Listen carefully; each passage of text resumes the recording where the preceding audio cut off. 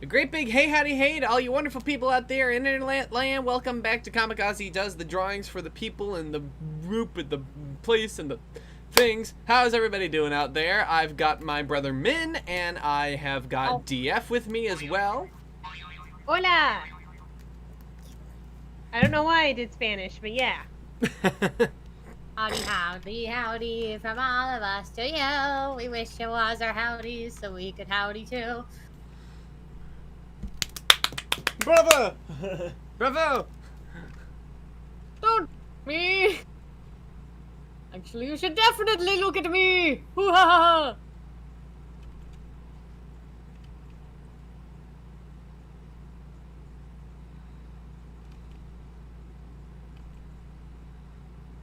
But yeah, so far we got Bella, we got Fizzy. Welcome to the party!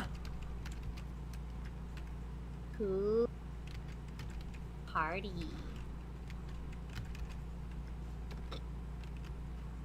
We're ready to party, we're ready.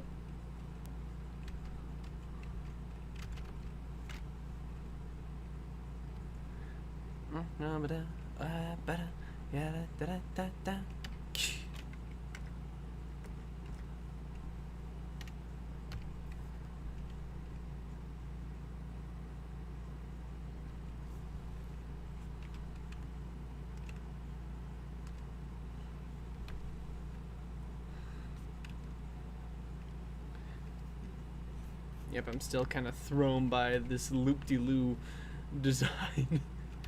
Loopity-loo. Why would you do like that whole thing? Instead of maybe just a bust or something. Like, nobody obligated you to do that whole thing. Shut up. I don't think. I draw.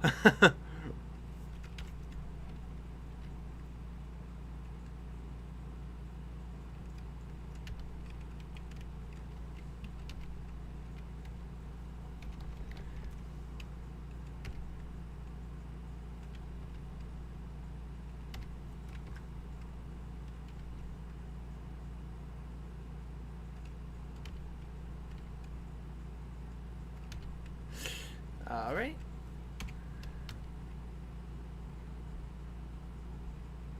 She's a whole bean.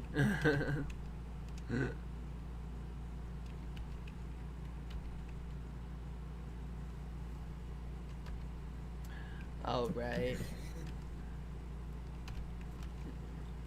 Yeah, I'll probably come back to this at some future date. But now we gotta go ahead and move on to another thing, and feel free to drop some new requests in the chat. It's a new night. We've only got one left on the list, so let's go ahead and get on top of that, and let's take our lucky boy with us. Our lucky boy.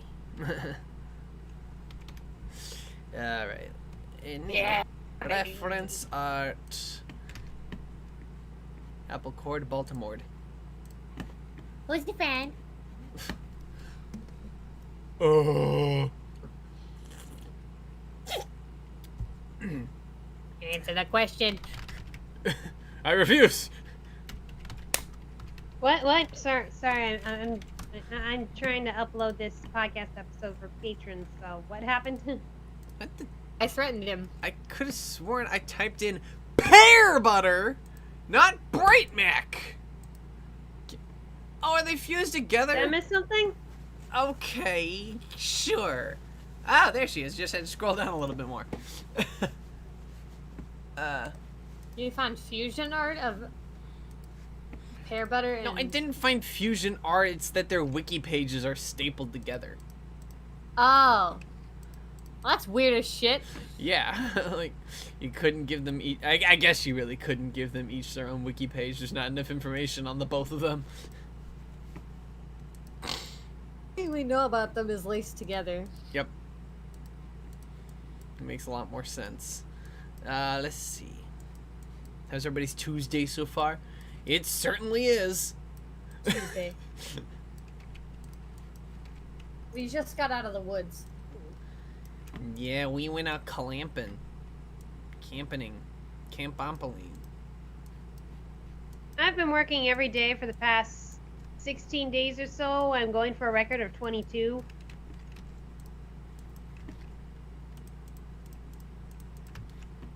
I mean, like That's what happens when you have more than one job. like you're going for a record on purpose? No. But it just so happens that both jobs I've had have been wanting me to do, have been pretty much filling up every single day. Whoopee! I would simply pass away. And this is why I was very careful in picking my next jobs for fall. Yay. Personal service worker, and my hours can get flipped around whenever. I'm pretty lucky that way. At the same time, I do have everybody in my life just kind of staring at me like, you need a better job. And I'm like, I know. And it's like, better jobs mean more money. And it's like, I know, it also means more work than I do. Hee-hoo-hoo. Unfortunately, minimum wage and the cost of living does not work that way. Yeah, apparently some people think minimum wage should be saved only for teenagers, which means anybody working minimum wage jobs just needs to get a better job. So, no. The minimum wage is the minimum wage to live on.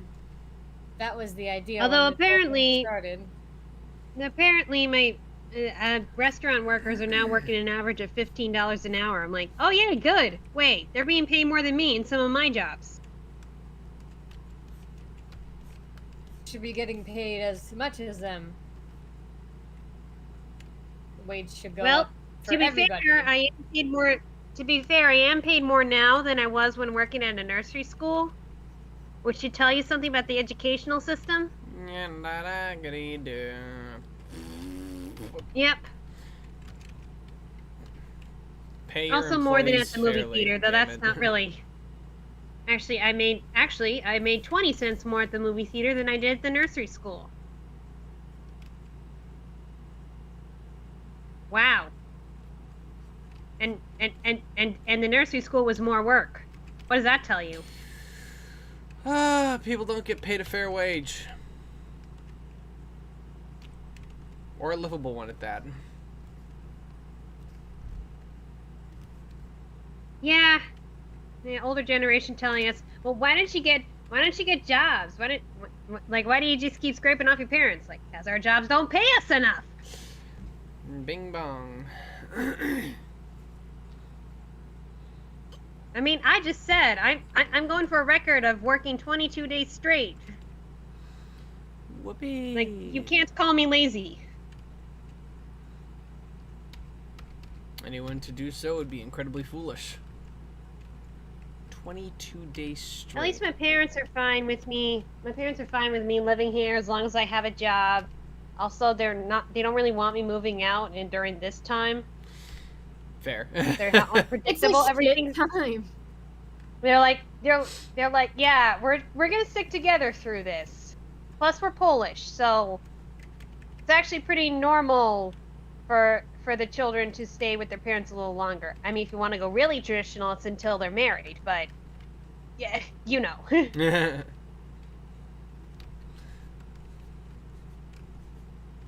I mean, that's what my mom had to do for a little while. Well, then she moved to a new town, and then she fell in love with her boss, and then they got married and had a kid 6 years later, and then yeah. Mm. Whack. Life is weird. Life is a series same with my parents minus the crazy Polish events. part. Yeah. Okay, if none of you know what it means to be part of a family with Polish heritage, you ever seen My Big Fat Greek Wedding? Yes. It's like that, except Polish. And well, yeah, and you're likely gonna have a lot of pierogies, kielbasa, Yes. which are good, by the way. Dude, pierogies kick ass. I'm not even sure I've had a pierogi. I'm just sure if they're anything like other fried dumplings, they probably kick ass. Oh, yeah. Funny thing is, the Wawa now has this thing called a pierogi quesadilla, and I'm like, mixing Polish food with Mexican food? Yeah. Dude, they're the most family-oriented cooking styles. Yeah, it's pretty much. Well, to me, it's like a It's like with it's the pierogi stuffing inside a tortilla, and you know what? It's legit. That sounds pretty good. I mean, most pierogies will have like some kind of meat or mashed potatoes or sometimes sauerkraut in them. Yeah. Okay. Yeah. I'm the weird one because I'm Polish and I don't like sauerkraut. I mean, we're German and we've probably never eaten. No, we're not German. We got a little German in us. we're all over Western Europe. We're mostly Irish, actually. Fife and Bagara.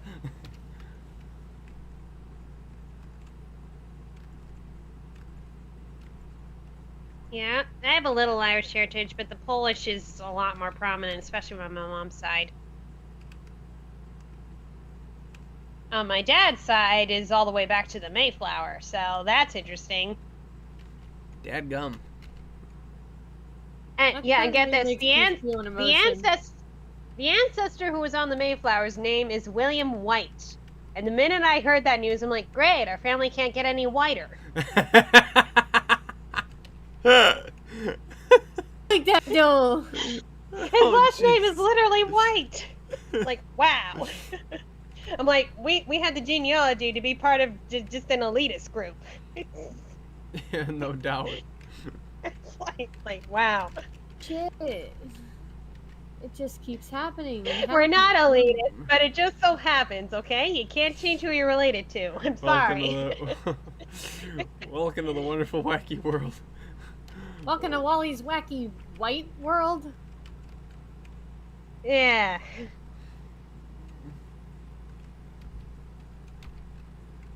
Ooh, yeah, that's a cool combination, Bella. Dad is Irish and Mom is Brazilian. Ooh. Gotta be a Brazilian cool things. Haha. So one time somebody told John F. Kennedy about about 400 Brazilian people died in a nuke accident, and then he said, how many is in a Brazilian? What? He asked, how many is in a Brazilian? Was he joking? No, I think he was just being really stupid. Oh my god. Wow. I mean, I understand someone using it as a very poor joke, but wow. I mean, it would definitely be a badly timed joke, wouldn't it? Yeah. Actually, I think it has been. Like, there was that Kim Possible episode. Like, to get all the 5 richest people in the world back, you must give me a Brazilian zillion dollars. That's not an actual number. It's not. Lord. We just keep doing it. I'm sorry we're talking about this. But I think you did mention that, Bella. Like, when I did that podcast on that creature from the Black Lagoon, which took place in the Amazon. Yeah, you mentioned that.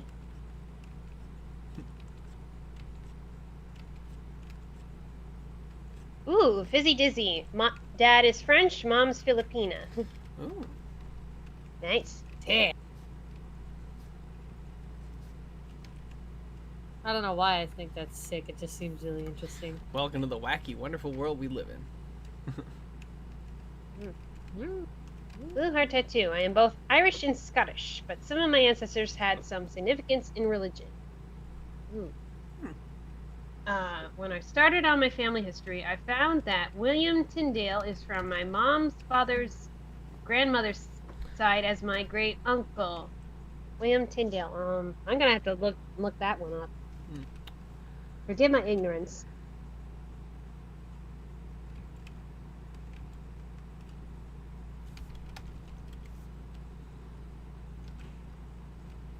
Ah, I see. A leading figure in the Protestant Reformation. That is some significance in religion.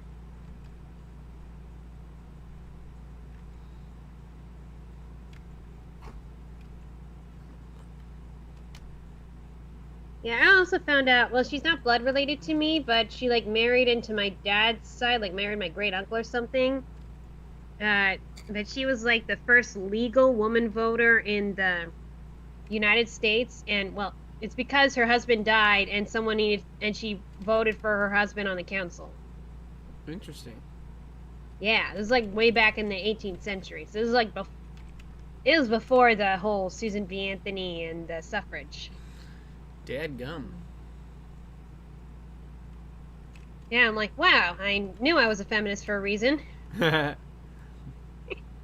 And like, did I mention like William Howard Taft on my dad's side somewhere? You did, yeah.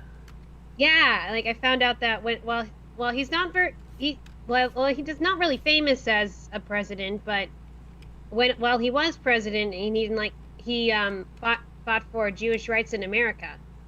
Now I'm like, oh, so that is why I'm into religious studies. Nice. I know, it's always interesting to learn about family history. Wow, there's actually some stuff you had in common with your ancestors you didn't think you did. Yeah. So how much of it is nature and how much of it is nurture? That's a good question. Okay. I do think there's a lot to be said about a person's nature, you know, because they say temperament is something that's natural, but Sure. nurture really helps you figure out what to do with the temperament. that's For true. example, At the same time, two different people growing up in the exact same kind of situation can grow up to be very different people, for better or worse. yeah, I know if I didn't grow up overseas, I'd probably be a very different person than I am now. I'd probably be ignorant to a whole lot of things.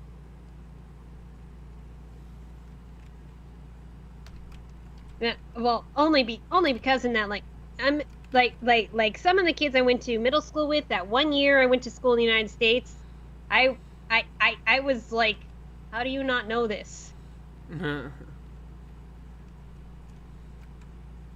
Hearing ridiculous things like what? Can you name a Shakespeare play? Oh, I thought he wrote movies. What? You want to run that one by me again, Hoss? That's not a regional thing. That's children aren't taught anything anymore. Or even just, what's the language of Austria? Austrian. No. Is it German? Yes. Okay, thank God. Yes, Austrian is not a language. Austrian is a person who lives there. Thank you, middle school DF, you uncultured swine. Scoff. Yet I did not say that aloud, but that was running through my head. Made me realize I don't belong here. And I didn't belong overseas either. I was always out of place. Aww. We love you. Did you find anywhere that made you happy?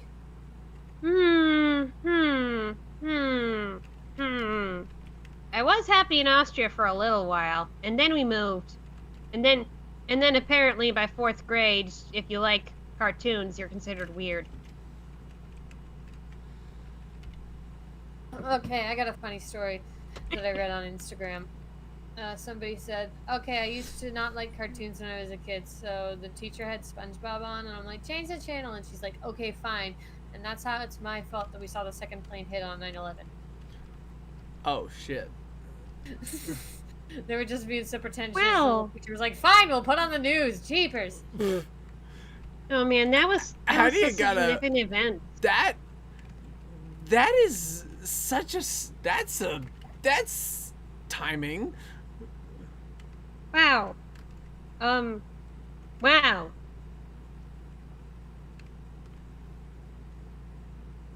I'll be your Z for this evening. Okay, well, yeah, the thing is that was such a scary moment. Like, I was 6 years old. I wasn't living in the States. I was living in Austria, and even I was scared for my life that the way I put it as a 6-year-old, that those really bad people flying the plane were going to come and kill me because I was American. Yeah, This was my 6-year-old brain, mind you. 6-year-old brain. I didn't even have a name for the really bad people. That was the really bad people on the plane. They certainly were. Yeah. A lot of very innocent people on that plane too. Yeah, like all the way in Austria, and like miles away, and I was coming for me. They're coming for me, man. Yeah. The airplane bitches, they're gonna get me. Yeah, that was pretty much my loss of innocence moment. Like, oh, the bad guys don't just exist in movies. Yeah. Ouch. Yeah, I was 2 years old, so I didn't even know that happened until I was like in middle school, and somebody's like, "Oh, remember 9/11?" And I'm like, "Shit, no." Okay. I must have fell asleep that day. Let's change the subject. Yes. Because. All right. Oh. Okay. Fizzy dizzy ass. Would anyone here object to living where their ancestors are from? I have lived where my ancestors are from, Poland, but I would not live there now because their government does not approve of LGBT. Reason for not wanting to live in Ireland. I'd love to visit someday, but Actually, doesn't Ireland have? No, isn't Ireland one of the countries that's for LGBT rights? Maybe, I know they allow really... I know they allow gay marriage. Yeah, I know they're kind of not great to disabled people, I guess. I could be Neither wrong. is America, but America's a stinky piece of shit. Okay, let's face it. Every country has its problems. That's one thing I learned about traveling around the world. That's another thing I gotta say about America. It's like when people from the other countries are asking to come here, it's like, what the hell do you see in this country? Oh, it's because legally it's a free country. Actually, no. We have more basic human rights than some people, I guess. I'm like, you get easier access to things like food and water. Too true. Sometimes. It's like legally we're not racist, legally we're not sexist, legally we're not homophobic. Yeah. Actually. So again, what do you guys see in this country? Anyway, on my dad's side, apparently he might be native to this country or something. I don't know. I could be wrong. Like native as a Native American to this country? Yeah, I think so. I could be way off there. His family could actually be settlers. I just know, like, way back, our family lived in Arkansas. So, I ain't know nothing, man. I don't know. My younger brother seemed to tell me that we were at least partially native, so I don't know. Yeah, I do find it kind of sad when people lose touch of their heritage, because, well, given how America is, everybody's ancestry came from somewhere, unless somehow they have like just pure Native American blood, which I don't know how that works, but that'd be highly unlikely in the world we live in today. I'm just saying, unless they all did inbreeding, and like, which I doubt. Doubtful. Yeah, I do have a cousin that was like in a tribe. Yeah. I don't. Oh, I'm sorry, Cosmic Trail. I'm just like wondering. I hear the word homophobic. What's going on? I'm sorry. I was saying that legally this country is not homophobic, like it allows gay marriage, but that doesn't mean the country itself is not homophobic. Yeah. Okay. If you did a census poll, this many people would say no. Like, according to the law, no. According to the people, go on the internet yes. and some people go on the internet and on confession sites and go like, I am homophobic. Why is everybody mean to me? Gee, I wonder why. Wow. Very few people will admit that. Took me a while to admit it and then get over it. Little me was just like never openly homophobic. Somebody in a chat room I was in was like, haha, I'm gay, and I'm like, you're gay? And they're like, hey, be cool, man, love is love. And I'm like, okay, I guess. And that immediately killed my homophobia.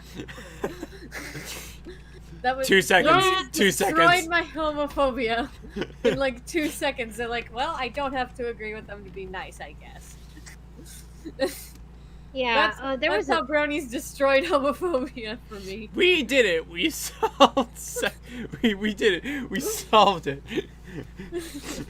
you know what really helped me getting over my homophobia? Have you seen Bella's latest? I saw. Ah. Yeah. In the chat it goes. I didn't see the animation. In the chat it goes. Give me a second. Give me a second. Hang on. I get so many questions here. I know there were some I wanted to answer, but then I missed them. Here it goes. Here it goes. Everybody have at it. Oh, okay. Did I? What was the last animation? When? Bella It was did something uploaded like the other day. today or yesterday. And I might have missed it because I tried going to bed early yesterday, and I don't know. The fun thing about homophobia is, unlike homosexuality, you can cure it. That's true. It's like people have tried to cure homosexuality. What most people who have Nice try, run bitch. conversion camps and people who've been in conversion camps have learned is it doesn't work. People who have gone to a conversion camp willingly learned it doesn't work. People who went unwillingly learned it definitely doesn't work. It just makes you hate yourself and want to die. Yeah, and then half the time it's like those homophobic people just are really battling with an identity crisis themselves. Like, my case in point here. Yeah. Homophobia. Yeah, like, oh, I don't understand it, because I don't even understand how I'm feeling.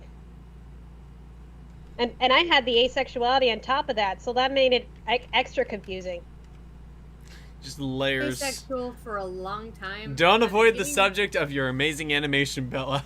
Yeah, don't. She's don't trying run to away. change the subject. Back to her animation. Bella, you little shit! You did the booty swooty thingy. That's exactly what you'd probably call it. Okay. It's really well animated. Yeah, oh yes, someone had a question back here asking what other places I lived out of state. I think you mean out of the United States? Austria, Poland, or Romania? Yep. Poland was the only one of those I actually had ancestry from. So I think you guys would like Ireland. It's a nice country. Plus, they really love their fairies and leprechauns. No, seriously, in the gift shops, they're everywhere. Dude, are you fucking kidding me? I'm super into the fae. I'm not like a massive expert, but my mom got me this book of fairy tales like a while ago when she visited Ireland, and I have been losing my mind because I was literally writing a cartoon about the fae, so of course my dumbass is gonna get obsessed. Oh, they loved their stories. There was this Irish storyteller who would come to our school. Well, a lot of my schools actually, because he traveled internationally. So he kept showing up every few years or so, like, and he's like, "Hey, I think I saw you in another school." I'm like, yeah. I get around. Same here. He was so good though. Like for the younger ones, he would have the, funny ones that were kind of grossed out, like talk about witches that had giant warts with lots of pus in them, and like just to gross the little ones out. And then for the older kids, he'd have these macabre, gory stories. Like, he told them so well too. Fairy gonna come wreck your shit. I was just talking about Rumpelstiltskin too, and part of that is like from the fairy folklore of those mischievous fae. Sometimes they are helpful, but they're not always nice. Oh yeah, Rumpelstiltskin's a real bastard. Well, to be fair, he does do all the work in the story and gets zip in return. Literally zip. He's zipped in half. Yeah. Anyway, have y'all ever heard the one? She's the one who gave up her baby. She didn't give up her Never baby. Never gamble your loved ones on a magical assistant. Just don't do it. It's not recommended. You know what? I believe the dad in the entire story. The dad just like, oh yeah, my daughter can spin straw into gold. I'm like, where do you get off by telling people that? Fuck no. Where the hell do you even come up with such a convoluted story? And then there's the king who's like, okay, well, I'll have her spin straw into gold. If she doesn't, she will die. I'm like, it's an impossible task. What do you want for this girl? Are you being such a bitch for? I have a goose that can and then- lay golden okay. eggs. Did anybody Prove it. ever tell you the one about the dancing pudding, though? Ooh. What? Dancing pudding? It's a fairy story. It's about. Have you ever heard of fairy doctors? Like fairy healers? Yeah, they're like people who are sometimes raised by changelings, and sometimes they're just people who are who can commune with the fae. But either way, they have these funny ways of fixing things and people's problems, a lot like the fae would, only they're human. Mm-hmm. And anyway, this one family had a fairy doctor in it named. I don't remember his name right now, so I'll just call him Jack. Irish names can get kind of a tongue twister, so that's fair. I don't think it was actually that complicated. I think it was like Uncle Jack or something. Alright. Or at least not in the version I read. Maybe his last name was really long or something, and that's why I don't remember it. Anyway, somebody's boiling a pudding for a wedding because a Protestant girl is marrying a Catholic boy or something like that. They're like two. And that was a big deal in Ireland for cultural context people. Mm-hmm. Yeah, it was a big fucking dealio. Anyway, Uncle Jack just kind of busts in while the pudding's boiling. Right. And does something. I don't know, he just dances around the room for a while and leaves. He says, "Go and look outside! Everything's gone crazy!" They look outside, nothing's gone crazy. They come back in. The bag of pudding has jumped out of the pot and is now dancing around the room. What? Yes, the pudding is dancing. So they boil pudding in a bag, see? And then they put that bag in a cauldron, and they boil it. I cannot make out this outfit from this angle. I'm getting another picture. I can't make out this story. So they're fucking. So the fairy doctor friend has run off by now. He's just fucked off to nowhere land. The pudding is dancing around the room, and it leaves. And since they were boiling that for the wedding that's gonna happen tomorrow, they chase it down. Because the pudding is just dancing down the road now. Rational. Yeah, that makes sense. Everybody understands that, right? This is where we get to the funniest part, in my mind. Oh, this is where we're getting to the funny part. Okay. It's where the entire town is looking out and seeing the pudding dancing down the road. And everybody's trying to see which church it's heading toward. We won't have no Protestants put in here! Oh, God. And that is what I think is the funniest part. One of the theories It is funny. Gosh, it's funny. Look, for people who don't know the context, Catholics and Protestants in Ireland. Oh boy. Well, not just in Ireland, but especially in Ireland. I mean, all you need to say is Protestant and Catholic, and people are gonna flip their shit eventually, somewhere, some way, somehow. That's why there's a division between Ireland and Northern Ireland. Yeah. Well, my mom's Catholic and my dad's Protestant, so let's just say if they had lived in that time, they probably would have had a harder time getting married. Yeah. Anyway, the pudding jumps into the river and it's gone. So they boil a new one. And while that one... Why don't you just start... What? Why don't they just do that in the beginning? I mean, when a pudding dances out the door, make a new one. Why would you want to eat that? I thought maybe the fairy trapped in it or something, so they gotta get it out, or because you don't want to leave the wee folk in a bag. Okay, but They this is get sounding like the claustrophobic. gingerbread man. Anyway, It sounded like a gingerbread man. Anyway, pudding number 1 got away. Pudding number 2, it's there. And so they have the wedding. And it all goes without a hitch. Everything's fine. And a funny thing, And they had then... to have both priests at the wedding. So, that's fun. Anyway. At the wedding, they finally cut up the pudding. Because again, it's like this stiff thing. You cut it up and serve it out, almost like a sort of cake. I think I could be wrong. I just know that a kid cut himself a portion of pudding, and then Uncle Jack bursts into the room again. Just to check on To be things. clear, we're talking about like a gelatin pudding, not like the more liquidy pudding that most people in the States are used to, right? I think so, but it's like, this is like old-timey Ireland, like medieval times Ireland, so they just boiled it until it was stiff or something. Yeah, think figgy pudding or something like that. Yeah, like that gelatin type pudding, I think. Yeah. Yup. Anyway, this kid serves it up when that's happening, Uncle Jack bursts in the room, dances around again, and leaves. And everybody's like, okay, that was fucking weird.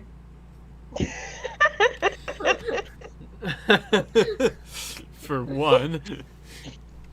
And then the kid eats the pudding and starts dancing around. That sounds about right. And then everybody else, and then slowly the rest of the party digs into the pudding, and they all start dancing around. Uncontrollably.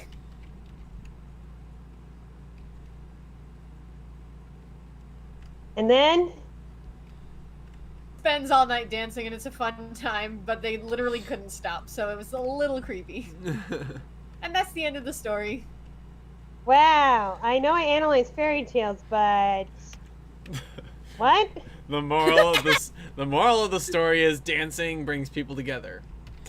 Also, Or Yeah, something like that. Yeah, I think so. You know, especially in the context of it being a interfaith marriage, especially in Ireland. Like, interfaith, yeah. schminterfaith, they're both denominations of Christianity, and they got to get over themselves.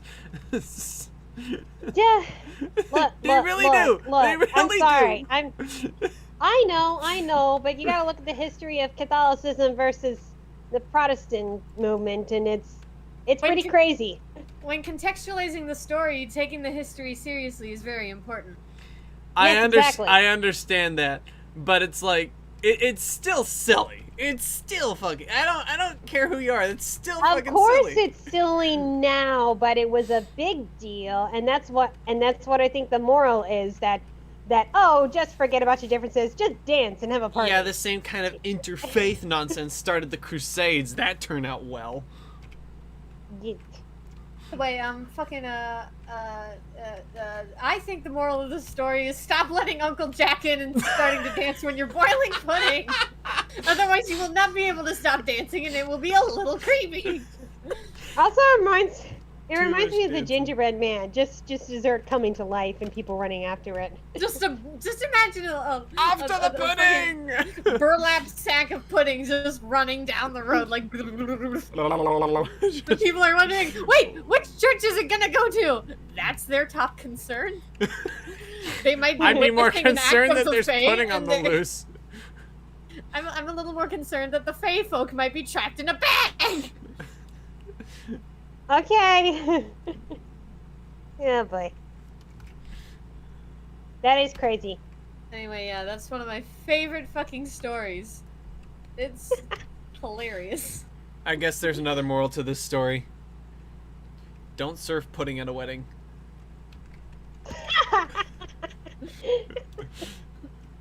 Right. Oh gosh. I That's fucking the love real Irish takeaway fairies. right here. Yeah, for my senior paper, I read a lot of Irish folklore, and I was trying to implement it into a story for my senior paper in college. And I ended up reading a bunch of old ones. And funny thing about the leprechaun, the leprechaun we know now wears green. Traditionally, they wear red. Fat? I think I heard that somewhere. What, the fae? No, about leprechauns The leprechauns, the red. one we Oh, yeah. know is all green and related to the clover and all that, and it's like a pot of gold. And like I read the old tales, it's like they're red, they like to make shoes, and they have a purse of gold. But a Well, full I've heard purse, about right? leprechauns. Honestly, the gold. purse makes more sense. But a full purse, right? It's not just like Yeah, half a full purse. Actually, they Look, can, as look! far as Purse I is know, what they called any leprechaun- money pouch. A purse is what they call the money pouch. It's not It's not just strictly a lady thing. I know, but what I'm just getting at is like I don't want to catch a leprechaun and only get like a half full bag of money. It's like or a quarter full. It's like where's the rest of the fucking money? This bag is half empty. Well, if you've been looking at it the I don't know where right the way. rainbow part came. Well, if you've been looking know at where it the the right rainbow way, part it's came in. actually half full. Yeah, I'm reading that and I'm like, how did the image change so drastically? That's not even what I read about leprechauns. Like, sure, they fix fairy shoes on occasion. Well, the thing is, leprechaun is, it's in their name about, making shoes. Okay, they're cobblers. But the bit that I read... Okay, first of all, leprechauns aren't the only ones to wear red. The entirety of the Fae, the trooping Fae all wear red hats. Marrows wear a red cap. And basically, and witches wear the red caps. They all wear red. It's the magic color of Ireland. Mm-hmm. Glory So be. I guess they greenified it with all the stuff with shamrocks and It's the stuff. St. Patty's bullshit. I wonder if the shade of red So I was like more like the orange that's on the flag, because wouldn't that be a little more No, on I brand? I just don't mind putting them in green as long as you give them the red hat, because that's important. They're part of the Fae, and they're trooping Fae. So you gotta give Maybe them the a red Catholics just really wanted the green, like the green part of their flag. Mhm. I don't know. And the other thing I heard about Leprechaun was not even about the shoes, but about the fact that they raid basements for booze. Oh, they are. That's one thing that they totally. Yeah, that's one thing that still gets picked up on for leprechauns. But yeah, Leprechauns be out I clubbing. but it was a cool. Oh, booze! You said booze. I thought you said boots. No, not boots. We were talking about shoes, so. Sidetrack. No, they make their own shoes. They fix fairy shoes. They're the repairmen, but they steal all your wine and your booze, and they sneak into your house and they take it. No, and if you can catch them, maybe you'll get their money, whatever they're carrying it in. No, you want me Lucky Charms? I'm quite positive I want the gold. Well, you know how the Irish love their beer, Yep. and that is a fact. They have their own factory there, so yeah. Yeah, everybody's. Yeah, but it's also one of those national pride things where they'll even make fun of themselves for it. Germans and Irish people have the beer in common, and another thing they have in common is we hate England more than you. I love the ending of that one Tumblr post is like, I thought that was America that everyone hated, and then somebody else responds, where do you think America got it from?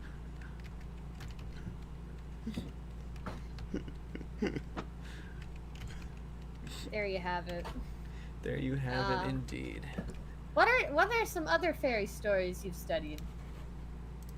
I'm trying to remember because it's hard for me to believe that I graduated from college 4 years ago now. Yes. Like I'm trying to remember. Like I read about the Selkie myths. You heard of Selkies? They're the yes. yeah. Selkie. They're the seals because Ireland has a lot of seals and The Selkies. Yeah. I've gotten to a but similar. they're like they're seal-like fairy beings, and they remove their coats and go into human form, and it's often in a female human form. And the stories are like of fishermen taking the Selkie's coat and then hiding it, and then taking the Selkie home to be their wives. And then years later, after some marriage and some kids, the Selkie finds her coat again, and she immediately goes back to the sea. She just dips off like, fuck you, dude. Which I think just goes to show you that you can't control your women. Had that one on Overly Sarcastic Productions in like a combination, like a whole hodgepodge they did of various animal girl stories. Where Oh yeah, I love Overly Sarcastic Productions. I haven't seen all their videos Or yet, at least but I do love them. Even if it wasn't the Selkie story, it was a very similar story where it's like the guy stole the animal girl's pelt, and it was like, and then he got her to marry him, and then years later, like marriage and a few kids later, she finds the thing, and then she's like, she's out of here, bitch. Yeah. Oh, y'all need to watch the movie Song of the Sea. It's definitely up there. After watching Wolfwalkers, it was like, I gotta watch this shit. How have I not been watching all of their it shit? How have I is not seen beautiful. Breadwinners? I haven't seen Breadwinner yet. Ah! Yeah, yes, they're beautiful. They're beautiful. They're beautiful. They're Like so if pretty. you want to see movies They're that really are just rich pretty in the culture movies. they represent, Ah, and also beautifully animated, yes. just plain awesome. Yeah, Have you oh, ever even amazing. heard of Marrow? Marrow. Marrow? You talk to me about It's a Marrow. mermaid. It's a mermaid myth that's almost exactly like the Selkie myth, only nobody ever steals their stuff. Because the thing is, they're these types of mermaids. And they can come in dudes form too. Unlike the Selkies, where it's almost exclusively women, Marrow have a rich culture of whatever gender, because they're fish people. So, the bit with Maybe the reason all the fish people in the myths are female is because of all the male sailors who dared to dream, I guess. Poor guy couldn't get a date, had to find a fish. His father told him there were plenty of fish in the sea, and he I'm just believed saying him. that's probably why. Don't quote me on that, though. That's speculation. sigh, moan. Anyway, Hey, don't leave the bisexual sailors out of it too. All right, fair there are enough. probably But there are probably plenty of ladies out on the water looking for some fish. all right, fair enough. they didn't take women on the boats, so because it's bad luck. Woman would have to have been cat. Lady would have had to have been captain then. They can't kick her off then because she's a fucking captain. That'd be called mutiny, and it's generally there you frowned go. upon in most societies. You know you can hold a proper mutiny by voting the captain off the boat, right? I'm sorry, but you've been voted off the boat. Bum bum bum.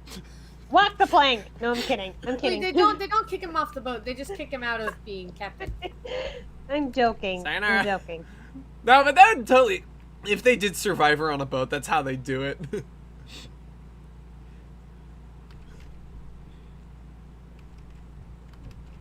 Anyway, Well- about Marrow. Same. Welcome to Total Drama Gangplank. What were we oh yeah, you were saying about Marrow. Yes, Yeah. the marrow. Their red hats let them go in the sea. And, if they lose their red hat, they can't go back in the water, which sucks because they need to live there. But two more facts about them. One, if no, I only got the one more fact. Like, some people have had children with Marrow, and they are almost exclusively young women with scaly skin. It's like they're covered in diamonds and shit. I've heard it described as. Yeet. So, Pretty. a Marrow and a human. Oh my gosh, they're vampires. No, don't you fucking dare! This is the face of a killer, Bella. I'm sorry. Someone had to say it. You said diamond skin. This is I'm the like, face oh, of a no. bitch who keeps ghosts in lobster pots. More like. I'm okay. You I'm wanna do sorry. what I'm with gonna the be lobster making pot wisecracks. now? That's my thing. Oh, tell that story about that lobster pot. Oh, you want to hear the story? I of love the lobster pot story. Do it. Okay. I'll tell you the best I can remember. By the way, with all these stories, I'm just doing it the best I can remember it. And some of my bits might be off. Okay.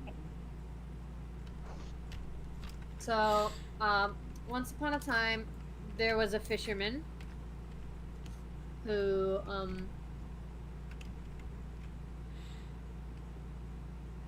his wife just kept leaving him sometimes alone, so he'd get blackout drunk next to the water. And, this guy Marrow would, like, visit him and save him from drowning and stuff. So it was groovy. They were best friends. Hooray! Woohoo!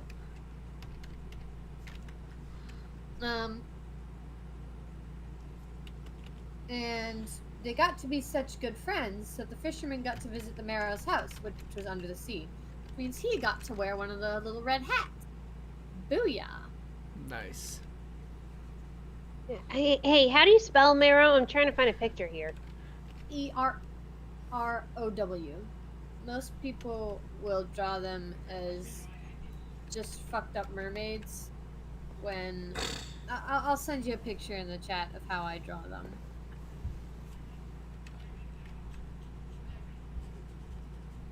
Yeah, this page has Marrows and Changelings on it. should be pretty obvious which is which. This is how I always interpret it. One literally drew a mermaid with a red cap on. Yeah, I mean, they sort of are described as One having here, like a legs Red and Riding tails. Hood type. Yeah. Anyway, I always envision them, since they're described as having both legs and tails, I figure, okay, why not both? Which is basically what they did in Luca, which, like... Oh yeah, and they're Oh males. no, why are you so sad? Pretty sad. Movie sad? reference? Oh no, what the reference? apparently Mitai Song of do the Sea is very sad. Oh.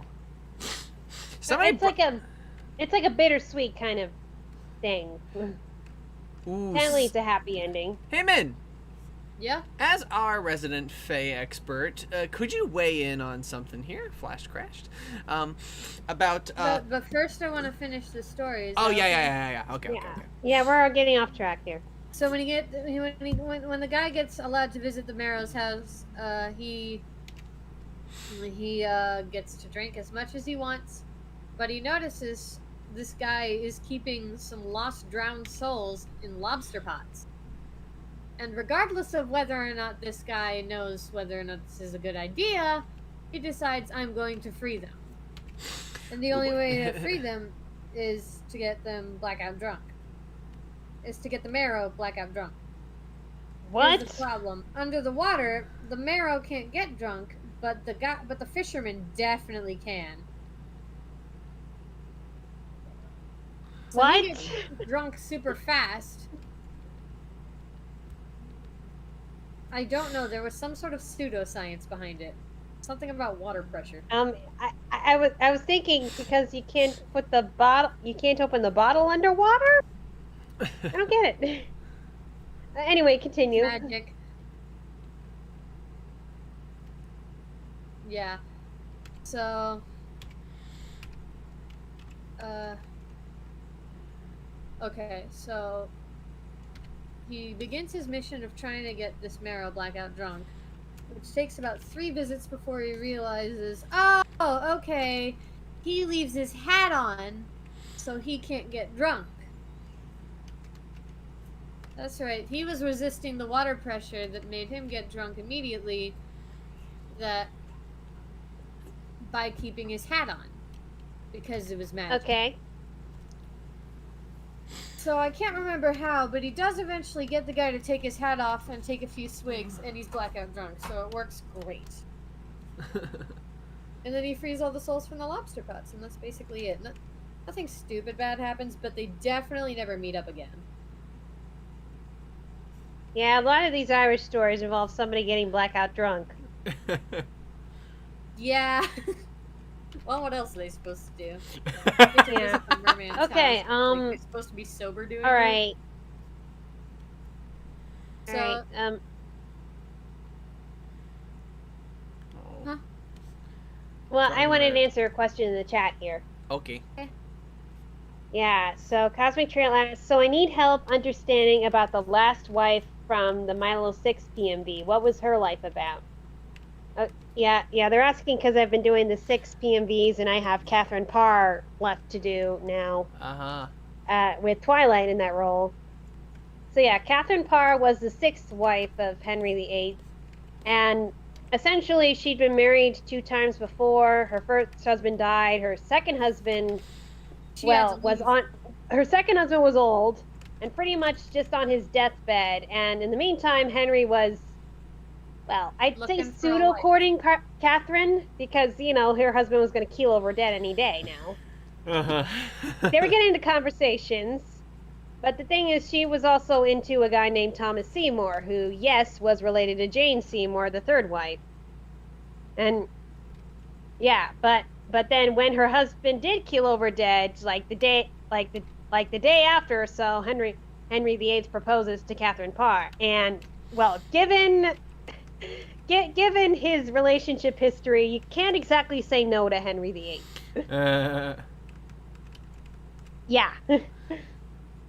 and so she had to cut things off with her boyfriend Thomas.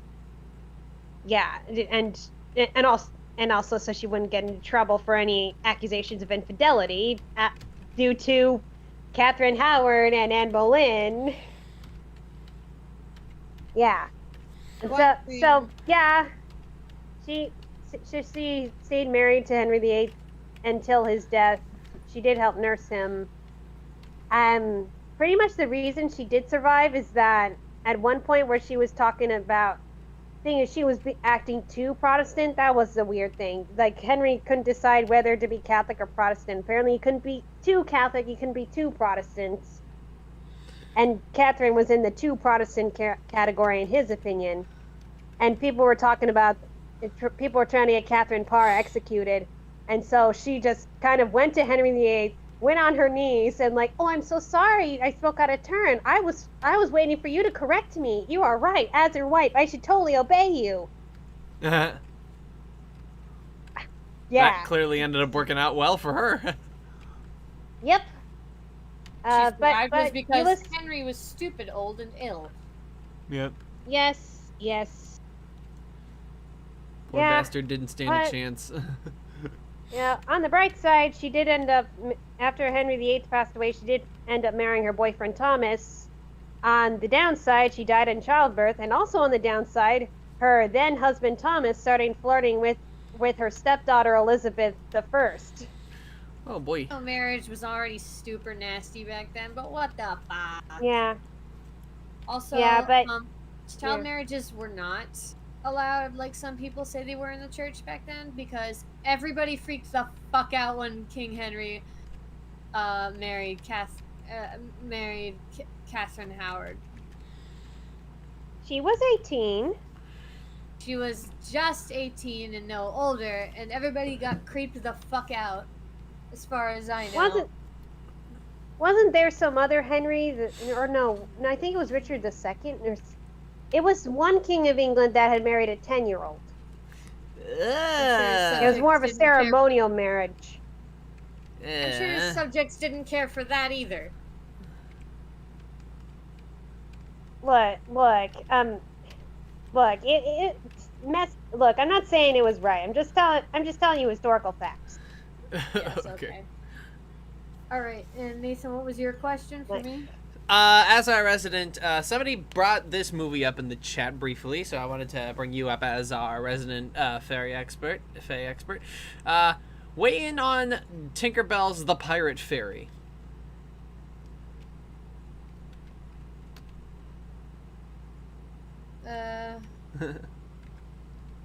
What about what? What's the question? I don't get it. Well, I just wanted to bring it up because somebody posted in the chat and was like, that'd be a great topic of discussion, wouldn't it, for like fairy shenanigans, you know? Based on Tinkerbell lore, which I'm counting as a valid part of Fae lore, as it's one of the most recent sources that's given us anything interesting. The comics said that fairies and pirates are basically mortal enemies, so the fact that that happened was really kind of whacked out. A shock to the system, you could say. Yeah, to a lot of Fae culture. Even in the movie, they acknowledge, what the hell? I mean, they don't acknowledge the culture shock of it, like in the comics. The fact that there are comics and novels tied into this whole Tinkerbell universe. Well, the comics come from a slightly different canon that's like kind of, I think, more interesting than the movies, actually. The novels also come from, I think the novels also come from their own set of canon. Don't they? I don't know. I wouldn't really use Tinkerbell as like legit fairy lore, because really it's just its own world. It's even a separate. Yes, so is everything else, though. And it's what the modern kids are being brought out to believe about the Fae, basically.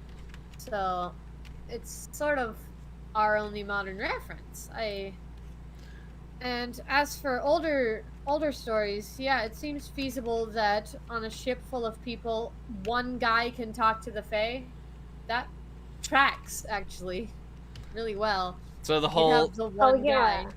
Yeah, because like That one guy whose name is James. And then, oh, that is a lovely hook. well, no. His name is also Hook. Remember, it's not just that he happened to have a hook by the time Pan cut his hand off and fed it to the crocodile. His name was actually Hook. Like that was one of the things, and it did get mentioned in the movie, I believe. Like, because I watched it recently. Like it's in there. I remember. Watched it recently. Huh? You watched it without me? It was a late night, and I was on Disney Plus, and it was like, this is here, why not? And I think I watched either the Never Beast before it or after it. I don't remember. I was watching something, and then like just one after another, something that, Fuck, man. I fucking love the Pirate Fairy. It's just like a ridiculous amount, and I don't even know why. It's just a particularly interesting one. It's about like this mixing of cultures, and I don't know. I really like it. It's like you have Hook and you have Pan. They can talk to fairies and understand them perfectly. Everybody else is that there's these special people who the Fae will show a certain amount of care towards. So they'll allow themselves to be spoken to and heard by oh. So that's what I find interesting about James Hook. Oh, wait a minute. Well, that means that guy. he would have had to have gained her trust. Something like that, yeah. He also happened to be, according to the Tinkerbell lore, he was fluent in their language. Yeah, he can understand her exactly, and they make that very clear. Because in the Peter Pan movie, I mean, he was the one who was talking to Tinkerbell, so yeah. Yeah, he understood her perfectly as well. Like, even though she wasn't speaking words or miming anything clearly, he understood what she said. If you go through and think about the lore a little bit, if he went through the trouble to learn their language, of course he'd earn their trust. Maybe that's it. Maybe it's just a learning their language kind of thing, because the Lost Boys also knew what Tinkerbell was saying. Because it's not like you can easily mime the name Wendy, and after Tinkerbell tells them that there's something flying outside and they say Wendy bird, it's like, okay, they have to know the words that are coming out of her mouth. Yeah, I'm still waiting for that Tinkerbell movie to show when she finally meets Peter Pan. Do they ever do that? No! They probably never will, too. She met Wendy, which I thought, okay, that makes no sense if you've read the original Peter Pan play. Like, that Tinkerbell had actually found him when he was a baby. That's true. Where are we going to get that part of the story? Address it better by showing that she is only hanging out in Pixie Hollow because she and Peter were a little separated, but they were able to talk to each other again after a while. Yeah, but remember, the first Tinkerbell movie is about Tinkerbell's literal conception. Little birth, and then she's meeting Wendy, who's grown by now. I'm like, but Wendy is not older than Peter Pan. No, she didn't. When did she meet Wendy in the Tinkerbell when movies? she fixed that music box and she gave it to the girl, and like, Mother, look, what is it, Wendy? Come on. Well, the little girl is Wendy then. Yes. How could you miss that? Well, yeah, but like, she's not the little girl. Yeah, but that tracks because you're not supposed to get older in Neverland, so the timeline for her to meet Peter Pan still lines up, I think. No, because Tinkerbell she was supposed to have known Peter Pan as a long baby. Great. And even if you disacknowledge the canon where Peter Pan was found as a baby, she still knew Peter Pan for a long time before ever meeting Wendy, so it's still kind of fucked.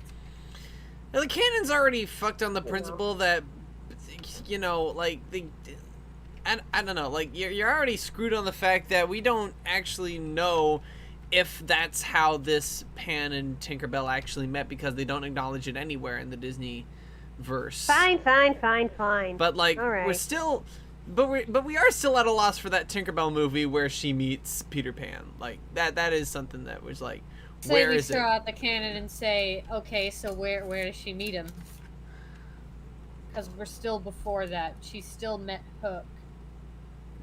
Yeah, which What are the rules of... I almost want to bet that this is a different Wendy because that's the only thing that makes sense with her meeting Hook younger and he still grows up and Speaking of meeting Hook younger, what's the rule set on who does or doesn't age in Neverland, or is it like the book and people do actually get older in Neverland? And Peter's just been lying to everybody. older in Neverland in the book. You're not allowed to grow up. It's against the rules. Yeah, the only thing is against the rules, and that's why they hate Captain Hook, because he is old. Yeah. Okay. It's a rule in like because I said so kind of kids make the rules kind of thing.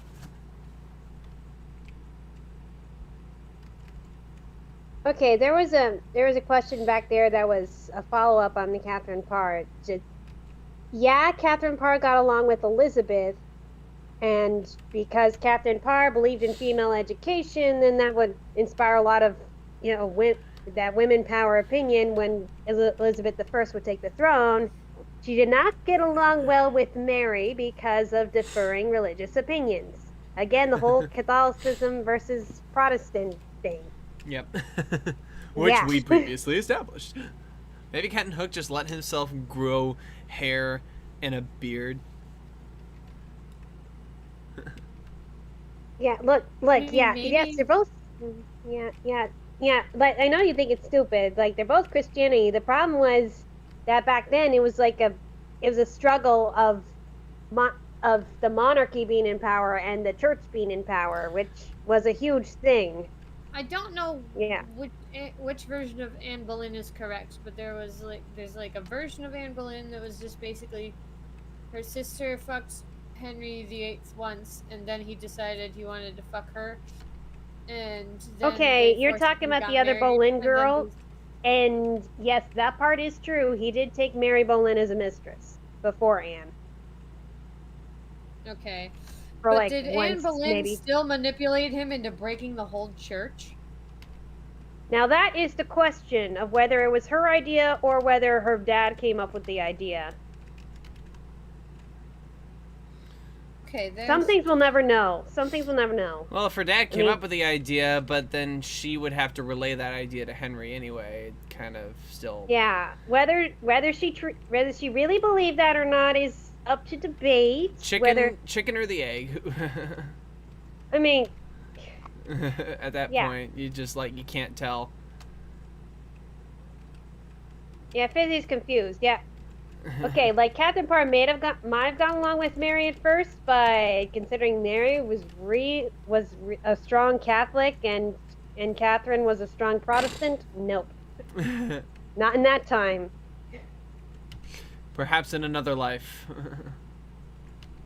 I mean, Bloody Mary, the whole thing, and yeah, that was the thing. Mary was all about everybody being Catholic and no one could be anything else. And then Elizabeth took the throne, and then everybody's got to be Protestant and nothing else. So, Oof, but and then James following up after that, yeah, England was kind of going through an identity crisis with their religion. The Roman Empire fell years ago, Look, right? That's history for you. The Roman Empire was long gone by this point, right? Yeah. So Dude, the Roman Empire was gone by 500 CE. Damn, that's You're talking about the Roman Catholic Church, right?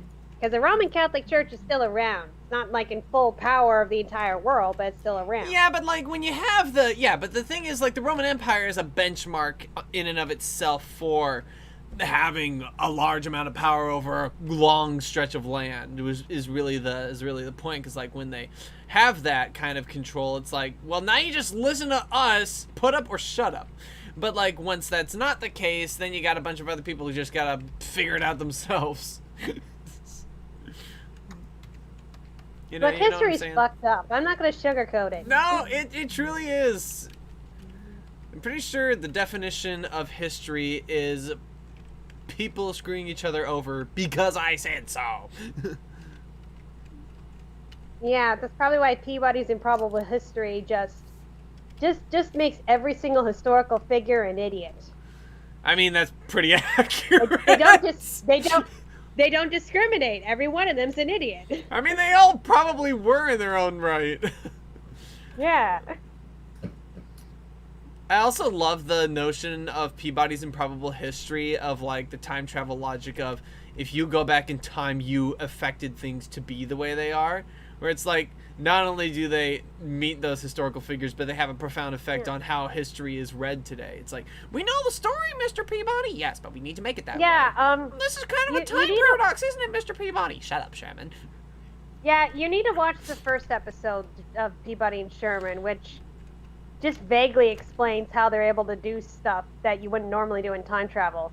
Like the first, Really? They actually like when they gave an explanation for it beyond... Well, not gave an explanation, but it was more like the first time they go back, it's like in Roman times, and the guy's speaking in Latin. Like, what did he say, Mr. Peabody? Oh, he said, never mind, I'll fix it. And then he makes some modifications to the machine, and he goes back, and then he's speaking in English. Isn't it better in Latin? Like, they don't give a scientific explanation for the time machine, period. But it's just like science.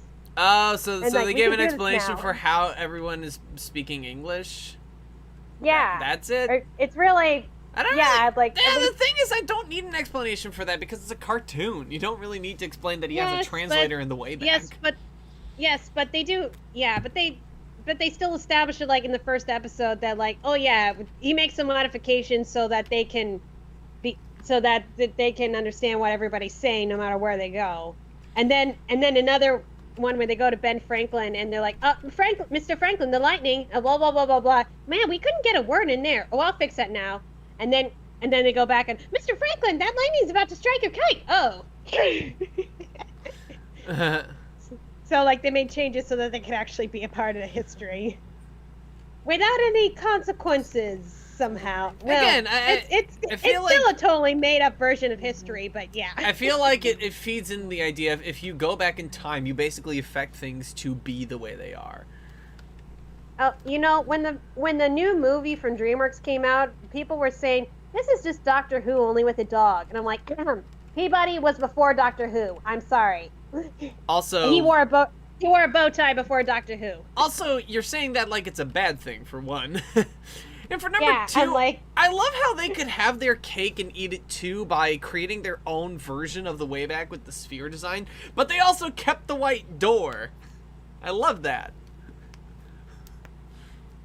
Yeah, I love the movie. Like it used some of the things that made the original cartoon so fun, and but also just added some more depth to it. It's like added more to the father-son relationship. I love the interpersonal relationship there, and I love the voice acting.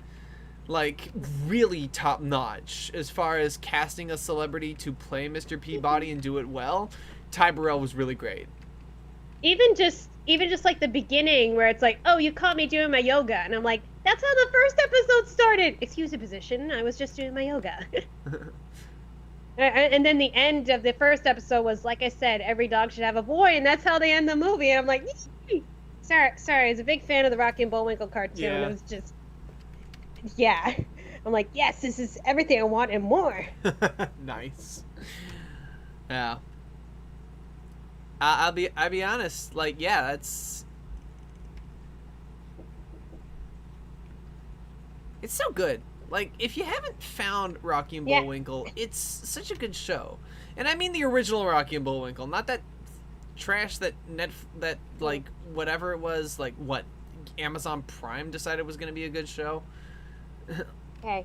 Yeah, if you keep in mind that this was like, well, it started in like 1959. There are some things that are, well, would not be shown on TV today, let's just say. And also the animation is cheap because, well, they were trying to make it for television, so they had to have like cheap animation. I mean, if you think Rocky and Bullwinkle or early Hanna-Barbera cartoons are cheap, look up a little thing called Crusader Rabbit and then try and tell me that the animation in Rocky and Bullwinkle is cheap. People are asking what's Rocky and Bullwinkle. Ah! See, this is the problem. If you're come on, if you're familiar with names like Snidely Whiplash and Dudley Do-Right, or Rocket J. Squirrel and Bullwinkle the Moose, then Boris Badenoff and Natasha Fatal and their fearless leader, you need to find this show. Because this is a good show. Lock the door. And that's like, I think that's pretty much the show that skyrocketed June Foray's career. You know, you're probably not wrong. You're probably not she wrong.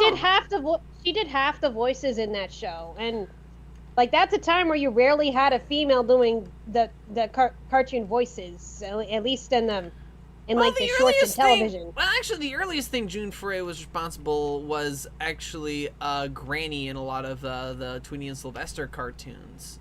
And that's when cartoons were still being made for theaters. She was like in two of the main roles, because there's also Natasha, and then doing like half of the fairy tale voices and. Oh yes, and Nell Fenwick, pretty much every female voice in that show.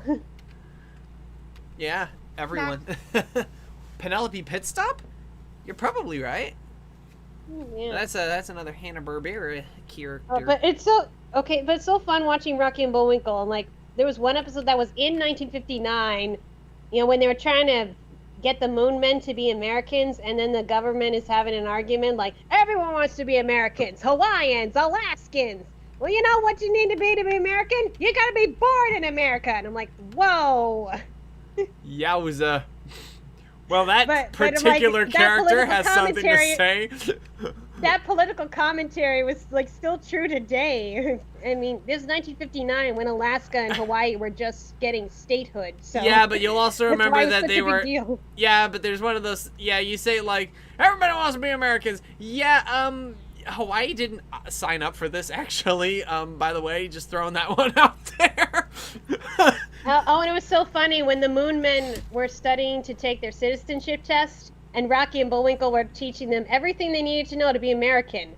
And it was stuff like 30 days, hot September, April, June, and November, and how to start a campfire. You rub two sticks together. I think they're ready to become American. That's all you need. And then when they take the test, it's like how do you make a bill become a law or something? Rub two sticks together?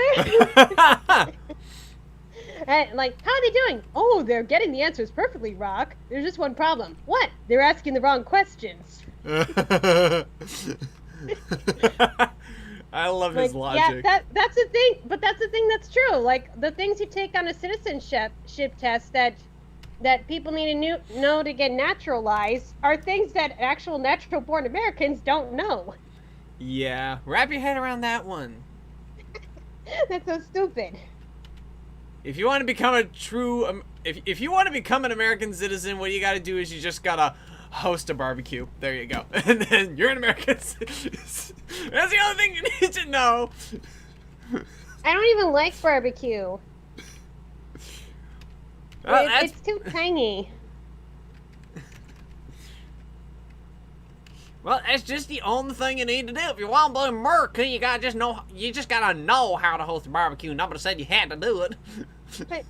But yeah, watch Rocky and Bullwinkle. It's like the bed of cartoons on television.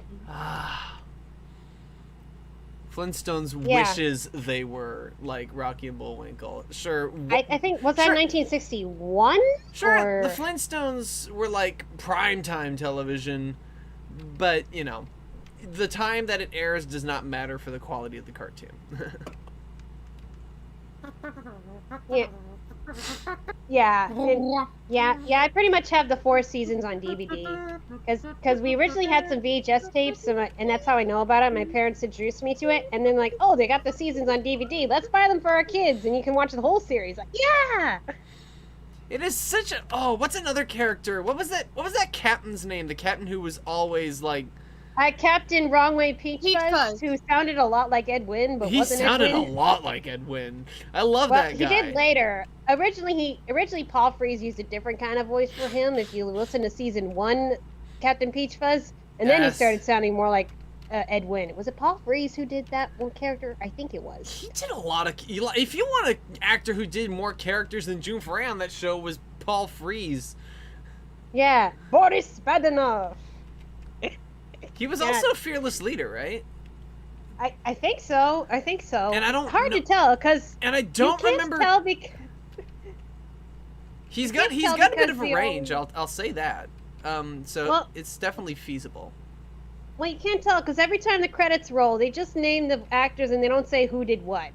Yeah. I know Hans Conrad. I can never say his last name right. You know, Captain Hook. Yes, He I was did just Riley gonna say Whiplash. yes.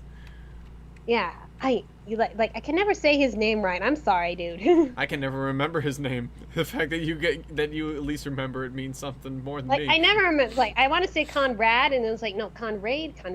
Ugh. Yeah.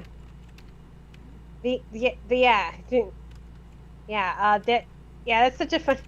Also, the thing about Dudley Do Right is just how it makes fun of all the roles in those melodramas. Like how the damsel in distress is not always the damsel in distress, and the hero is not always the smart one, and He's not like, it always just- the most it just- heroic either. He's not the most altruistic of heroes.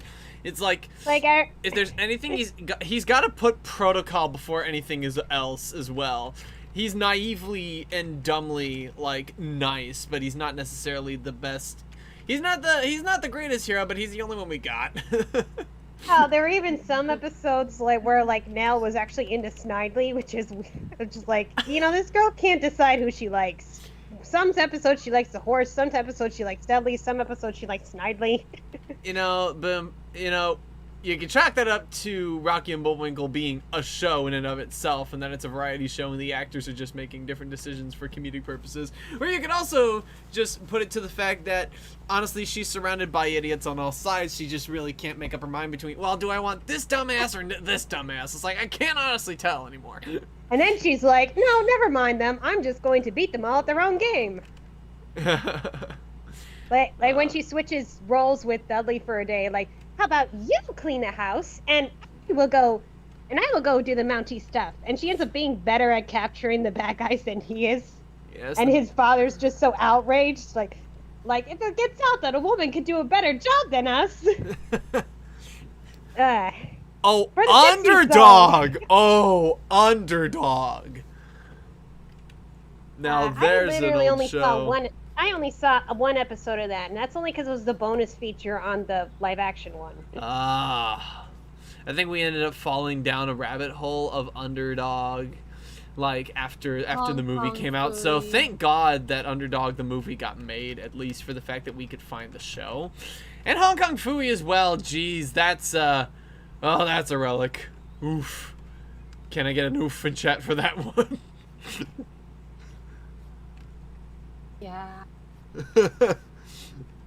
Now that I think about it. Damn. That the music and the theme song alone would probably get you flagged today. One of my favorite lines from Boris Badenoff when he was writing in his diary, like, "Dear diary, today I killed moose and squirrel. Boris, look! Somebody saved them! That's Scanico! Now I have to erase whole page." Hey, evil villains got a right too. gotta keep up with the journal and check in with their therapist every once in a while. I joke, but those poor bastards, Natasha and Boris, just get the wrong end of the stick. Just but they schmucks. were Soviet Union, so of course they had to lose. They were not really. Potsylvanian. Yeah, sure. You can't use a Russian accent on the show because it's a little too much of a hot topic for Americans. So you gotta make it funny. They're But Potsylvanian. that's basically what they were based off of. I know, 'cause it was the know, Cold War but going on. it's one of those things where it's like, sure, and everybody probably The only knows one- yeah. it, but at the same time, we don't Yeah. want to get in trouble with the board of censors at television. Yeah. Oh, yeah. Oh, that one episode where they're trying to fire a gun at Rocky, and then just the bang comes out, and like, what's this? Boris, we forgot. There's no violence allowed on television anymore. The show is just off the walls. And aside from the fact that it does stuff so well, it also constantly makes fun of itself for how bad its jokes are. It's like, yeah, that's the point of puns, you dumbasses. Yes, that's why I loved how they kept the really awkward puns in the Peabody and Sherman thing, because that was the J Ward humor that the whole show was famous for. Also, and Peabody always ending with a pun. Also, in Peabody's case, especially with the way the DreamWorks movie plays it, could run in line with dad jokes. Yeah, I didn't even think about that. but yeah. Perhaps and I'm of just course some old geezer. And of course, the interaction with the narrator, the fourth wall breaking. There was one episode where they actually tied up the narrator to stop him from blabbing about what was going on, and they're like, "Oh, I missed somebody talking about the plot." Oh my gosh! Did you? Okay. If you've consumed a lot of Rocky and Bullwinkle Media, have you seen the live-action animated movie? Yeah. Yes. That yes. movie is such a good representation of the show. The problem is that Rocky and Bullwinkle are overshadowed by the human characters. Oh, which tends to happen a lot. That's to be expected. You want the celebrity focused on instead of the cartoon characters. These live-action movies can be a real pile of Bullwinkle. I was gonna say that. Yeah, and you at least gotta appreciate that they kept June Foray to be Rocky. Oh, may she rest in peace. June Foray. Yeah, and real queen. Yeah, or even that I didn't even know this until I watched the 4 seasons, the first 4 seasons, and that they kept the Pennsylvania anthem that was in, I think, season 3 or something. Oh, nice. Yes, they didn't make it up for the movie. They got it from the actual show. Now that I did not know. I gotta catch it. Pennsylvania. That's great. Except in the cartoon, they're like, hail, hail, hail, and then it starts hailing. What? Oh, gosh. The show is Bella, on another level. It's a Tom and Jerry movie, but... Yeah, Bella's right. Kind of the same thing as a Tom and Jerry movie. That tends to happen. No, not the same thing as the Tom and Jerry movie at all. You know why? Because at least Rocky and Bullwinkle have enough capacity to carry a scene by themselves by virtue of them being able to talk. And the movie still inextricably is about them. Whereas the Tom and Jerry movie, it became less about them the more it went on. Okay, are we talking about the new Tom and Jerry movie or the first Tom and Jerry movie where they actually talk? I'm talking about the new Tom and Jerry one. I haven't watched that one personally, and I don't want to touch it with a 10-foot pole. I have watched it. I will say that they do keep a lot of the traditional Tom and Jerry humor.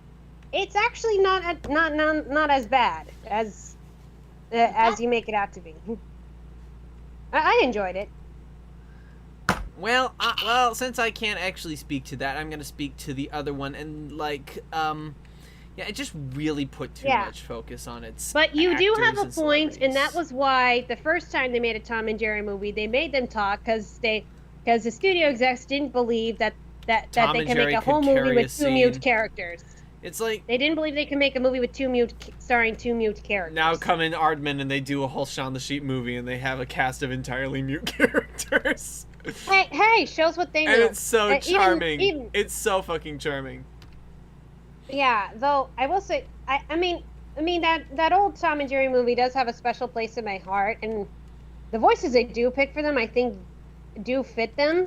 Like Richard Kind as Tom, and I forget the name of the actress who did Jerry, but yeah, I think that does have a problem where that one became less about Tom and Jerry as well. I don't know. I think the voice for Tom and Jerry, honestly, I think they just need and if either of them are gonna have a voice, there are 2 principles to base it off of. The fact that Tom and Jerry have had speaking roles, they have actually had some semblance of dialogue in older cartoons. It's not that they never spoke, it's that they rarely ever, and if they did, it was always for a joke. It was never really consistent either.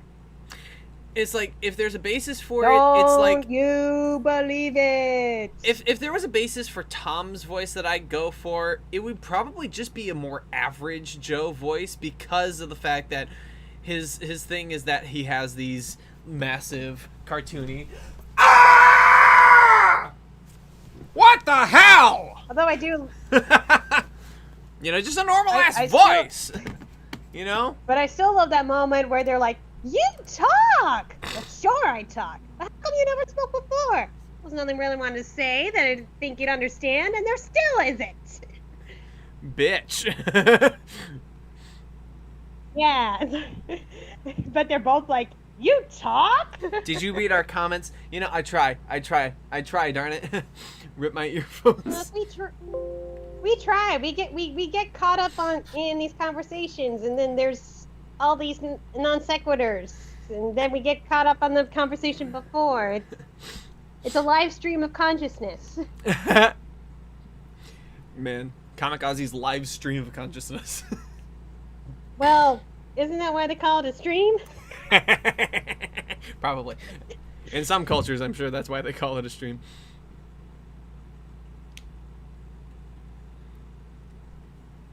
Okay. Now, Oh boy. If I So had a thing, it's like, yeah, for all intents, I don't know. Richard Kind is a great voice actor and all, but like, I don't know. I think Tom needs a more average voice.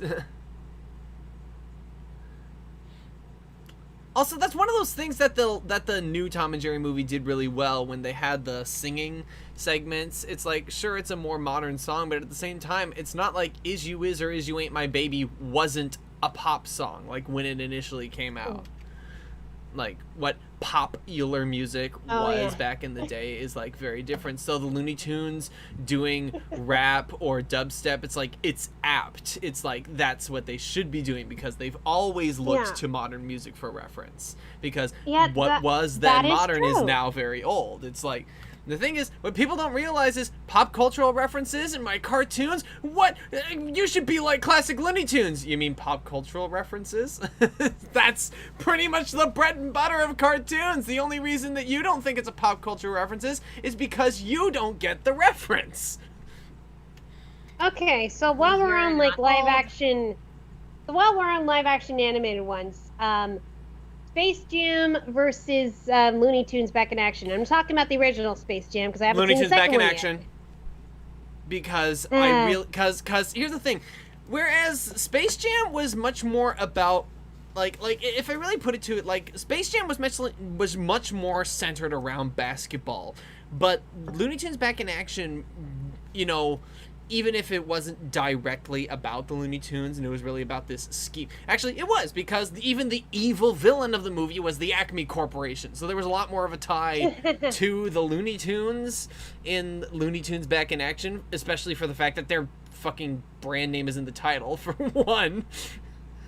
And for another, like, if there's a difference I can point out between Space Jam and its sequel, it's that the first movie put more emphasis on the basketball player to save the day, and the second movie puts more emphasis on the Looney Tunes to save the day. And if you've seen A New Legacy, you'll know exactly what I'm talking about.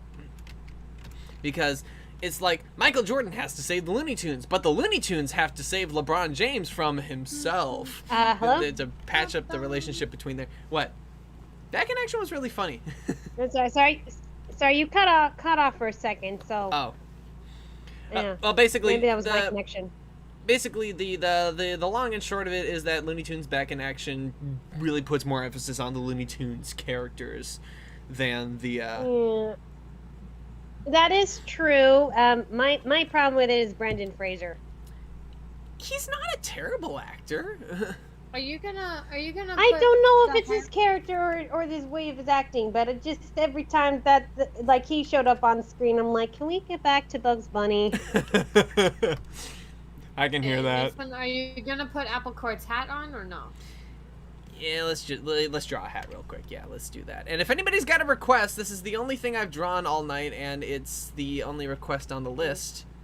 Oops, not anymore. You know, I think it was something Chuck Jones said, like when he was working on Who Framed Roger Rabbit. He doesn't like it when the live action character gets more sympathy than the cartoon character. That is always true. Yeah, and it's like that's part of the thing that hurts about a lot of these.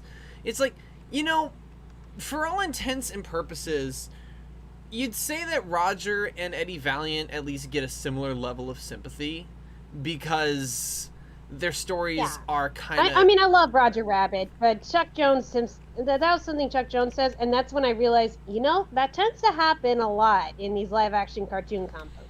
Izzy Moonbow. Izzy Moonbow. Who the hell is Izzy Cosmic Moonbow? Trail wants you to draw Izzy Moonbow from G5. Oh!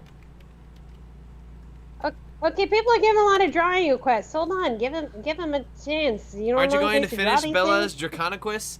Maybe at some point, you know, for funsies. But yeah, I'm gonna leave it where it is for now.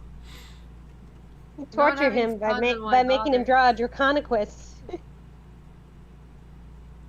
If you want me to finish it sooner, pay me. This is why this is why I rarely do drawing request streams, but at the same time, nobody even gives me money. So like, if you have money and you want me to draw your OC, you should do it. You should do it, and you should give me your money. All right, let's. Yeah, see. I tried doing senior request streams like back with the pandemic, the early part of the pandemic, because you know I needed to make money. I didn't have a job. Yeah. Yeah, that kind. Well, the thing is, not a lot of people would come on the stream, so I wouldn't get a whole lot of requests. Yeah. Yeah, it's not even for. Only Bella And come on, it's not even like it's not even like it's for a lack of people. We got like 11 people right now. It's just that nobody said anything. I said at the beginning of the stream, go ahead and throw up a drawing request while I go ahead and do this. And they Blue Heart everybody Tattoo forgot. has Yeah. added something to the list. Oh, ooh. Yeah, would you believe somebody once asked me to sing that really racist song from Dumbo? That workers song? Oh, that song? And I'm Okay. like, you've got to be kidding me. No. And they're like, oh, I didn't realize that's what it was about. Like, hold on, what the hell? It's not even a catchy song, so why would you even want me? Like, what did you think it was about? Yeah.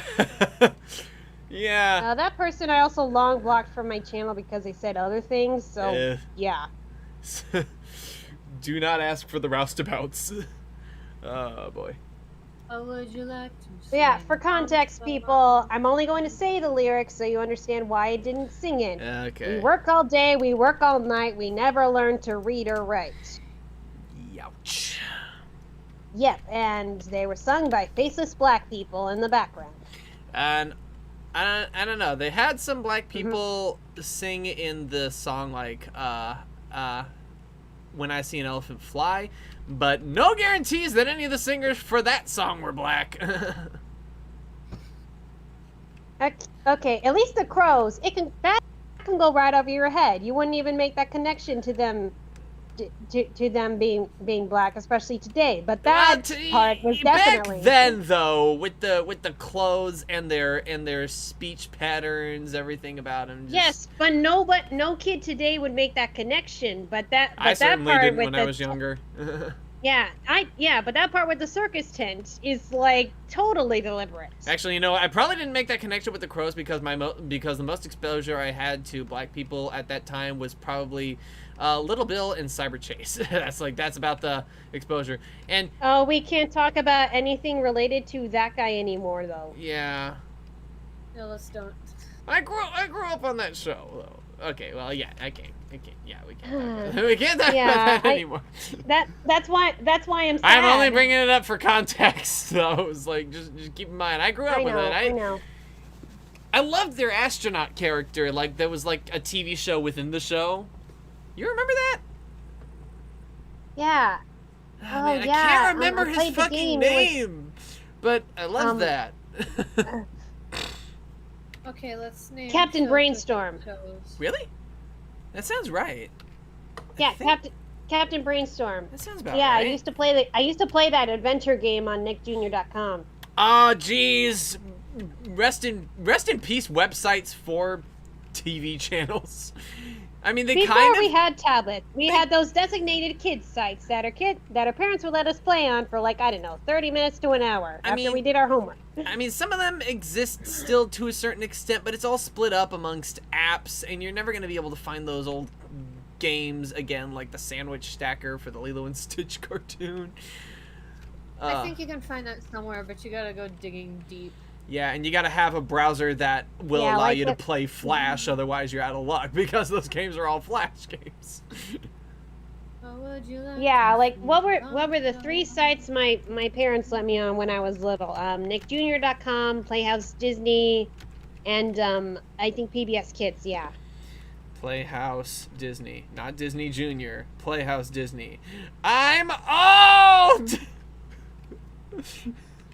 But thing is, there were shows on Playhouse Disney you could enjoy when you were a little bit older too. Like they were showing The Little Mermaid and the Many Adventures of Winnie the Pooh. And Man, I don't remember when they were showing the Little Mermaid show. And yeah, I thought they only showed do. the I new, love that show. And I thought they only showed the New Adventures of Winnie the Pooh on like the main Disney Channel block, which was the older kids block. Yeah. Oh, and then they had the Book of Pooh when Pooh was a Oh, puppet. okay, now that one was on the Playhouse Yeah. Disney, and I loved the shit out of that. I love that too. Although for the longest time I was wondering where are King and Roo, and then they appear in like one episode. You know, that's a question that never came up for me. You know, probably because there are plenty of instances in Winnie the Pooh stories where they don't show up, and also the fact that they kind of sidelined that by including Kessie. You know? I know, but I'm like, wait, so the one female character who was actually in the canon, you don't have in here. Except for the one that they made up for the television show that they had before this one. Yeah, I mean, yeah, but also I liked little Roo too, so I'm like, where are King and Roo? I don't They know showed up why. in one episode, and I vaguely Welcome to the big blue house. Welcome Oh, to the God. big blue Yeah, house. Hold on, what are you talking about with Roo and Kanga? They didn't show The up on the Book of Book of Pooh. Pooh. I don't know, they didn't want to make puppets out of them, but they did, and it was like one episode. I don't get it. I didn't I get was it. surprised they were in it. It would be a weird. They weren't in the main cast. They were in like one guest star, one-time guest stars. All right. Oh, that dork. I'm looking at the pictures of Izzy Moonbow, and she's the one who gets the tennis ball stuck on her horn. Oh, beautiful. Oh, gorgeous. Oh, that's great. That's great. Are these new cast of ponies not gonna get cutie marks? No, wait, no, there's a cutie No, mark. they got cutie marks. They just only seem visible from very particular angles. It looks like they're Yeah, only on I've one not- side now. That's interesting. I've not really been following the Generation 5 thing. We probably will. At least I will. Maybe for a little bit. I'm sorry, I'm not seeing the cutie mark and a 3D. Oh, wait. Oh. There's a cutie mark on a 3D model. Oh yeah, you're right. Out of the Box. That was a really good show too. Out Out of the of box. the box. Out of the box. The trailer is on the 12th of this month? That'll be neat. Just a couple days. Woo! Copy image. It's so weird. Okay, I actually have I have work in the morning and I need sleep. Alright. Yeah, it's almost 11 here, so I'm gonna have to sign off. Catch you later, DF. But thank you. Bye-bye. I needed this. Bye. Bye-bye. Alright, Izzy Moonbow.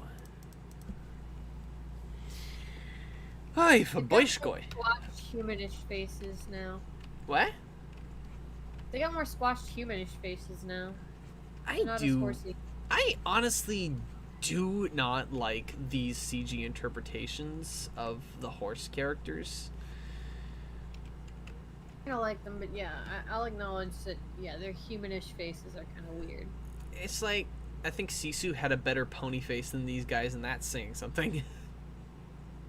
Sisu, very pony face. Sisu had a very good design to be a pony.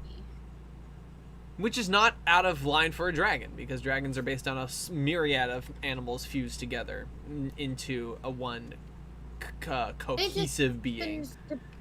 Instead of picking a lion and a unicorn like proper Tibetan dragons, they picked several ferrets and. Oh my gosh, ferret dragon! I need that in my life now. I just need a ferret to breathe fire. Fire-breathing ferrets. That's actually pretty cool. That sounds like it sounds like the name of a like an album or something. Fire-breathing ferrets. What? It's not that I hate.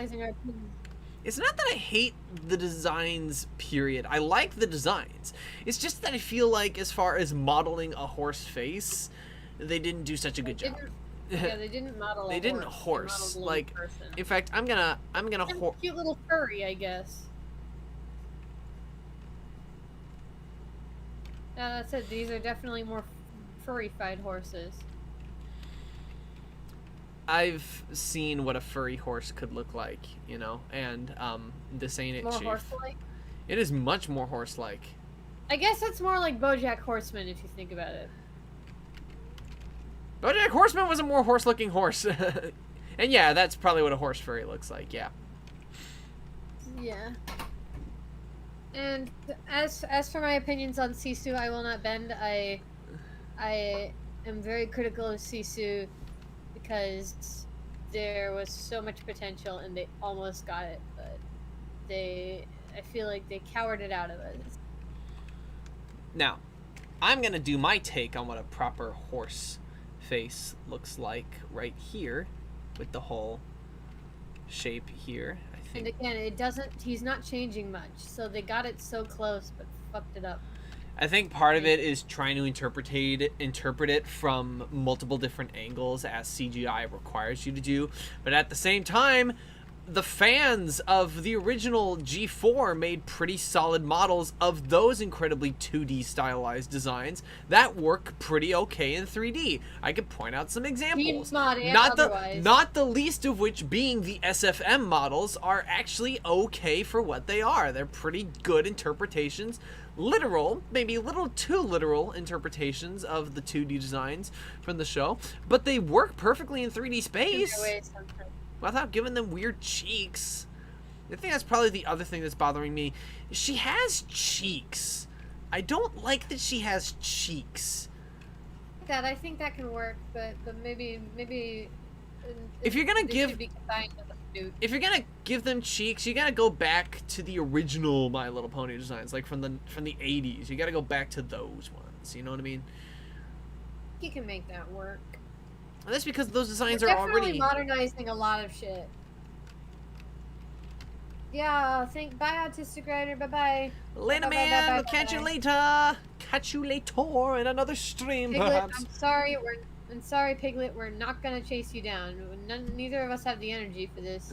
Running around with Rocky above my head. Did she steal me? Whoops! Too late. I'm flying away. Oh shit. Is that what's going on here? I'm a little confused. Like, the thing with the My Little Pony, with around right now. We're so tired. If you go with like the 80s My Little Pony show, it's like the way they would do the show is like they had the toys, and then they would base the characters in the show and the model sheets off of the toys.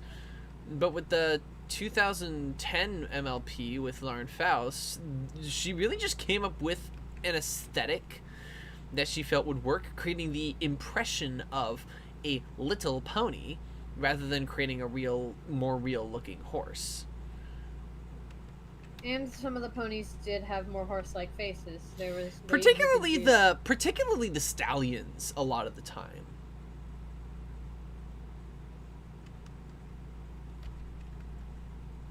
Fizzy, I haven't seen your sculpture of Bella's Pony Stona. I'm sorry, I don't know where to find it either. Oh,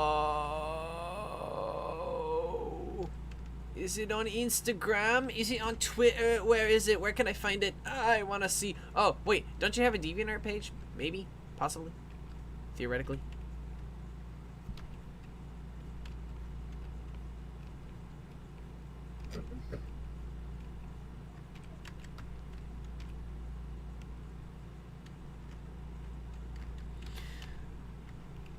Yeah.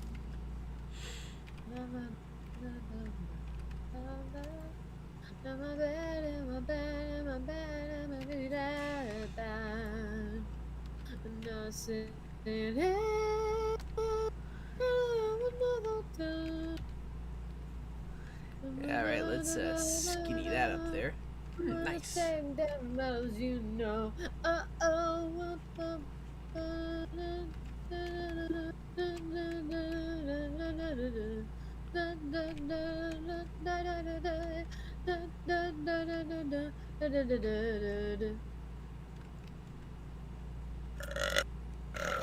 Excuse you. Oh, thank you. I'm gonna go. Good night, guys. Okay, bye, Piglet. Bye, bye, bye, bye, bye, bye, bye, bye, bye, bye, Sleep bye, well, bye, bye, Piglet! bye. We miss you.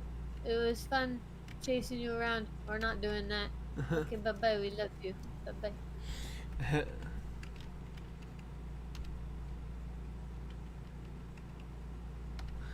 Alright. Hang on. Hang on. Oh, she doing a thing. She doing a thing. Doing something.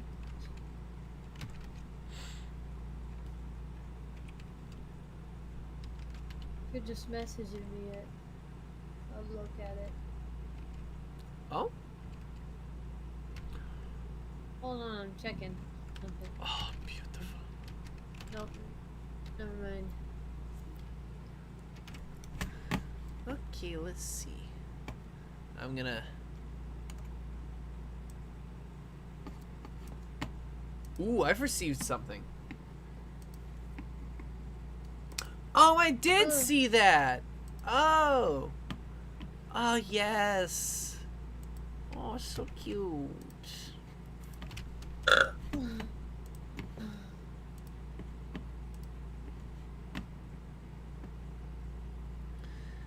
Ah. So sweet. You love it when friends do things for each other? Damn. Oh, holy shit. Oh, fuck. Oh, shit. Oh, fuck.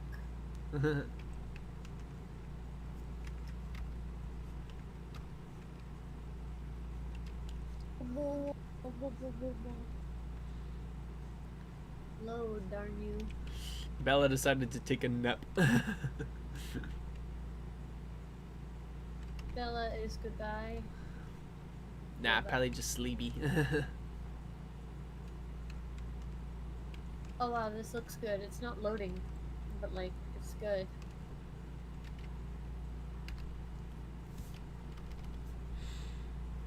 Love how elegant she is. She looked like you got a nice long neck. At least the way she's posed here. Maybe it's misleading. No, she got a nice long neck. Looking at Bella, and the wings are my favorite part of your sculpture, Fizzy. It's absolutely darling. The wings, I'm so impressed with How them. are they facial features? Her face looks a lot like a G5 face, which I'm gonna think is a good thing.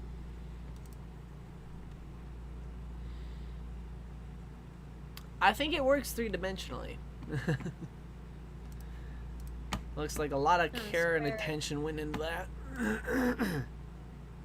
It's the only thing I'm not sure about, but honestly, that's maybe good. I don't know. I have a hard time criticizing your work. It's just like, feels a little funny to do. But anyway, it's pretty good.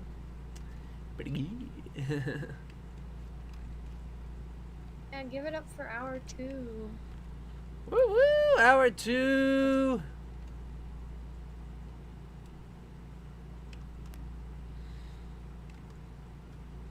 Two hour be down. 1 hour to I'll go. be right back. Nonky donkey.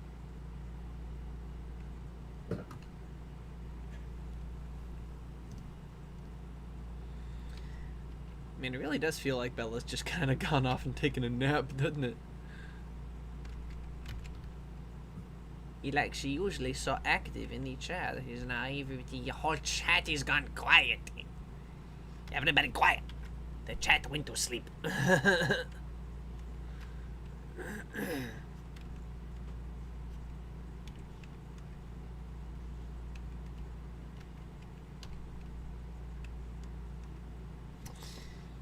Alright, I gotta get myself another drink.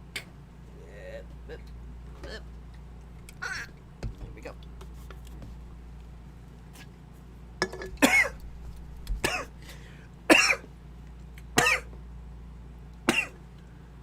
A little bit of bad idea.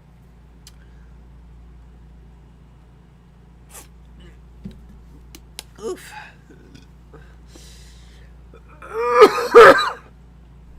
That's better.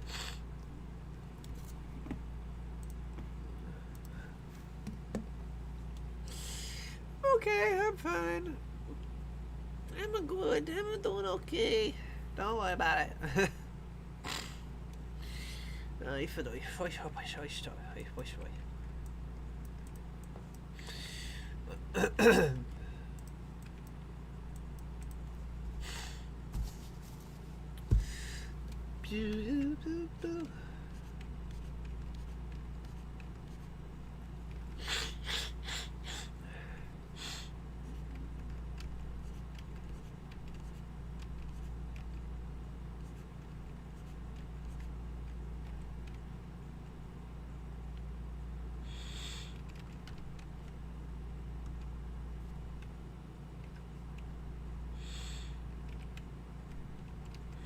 She's fighting with her mom, apparently. Oh no, that doesn't sound good.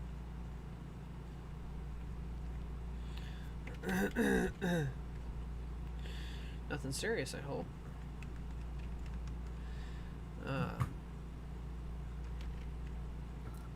I heard noises.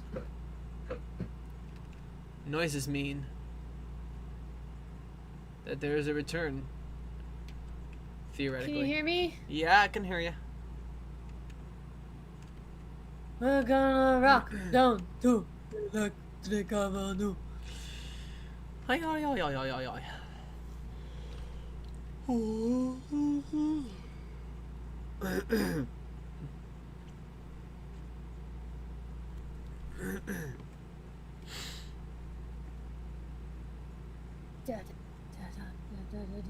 The lemon fairy has returned. Yep.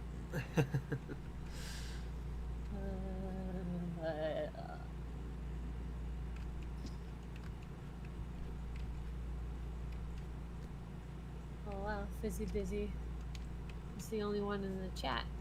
That's not Oh, true. no. That's not true. There's like 5 people on the stream.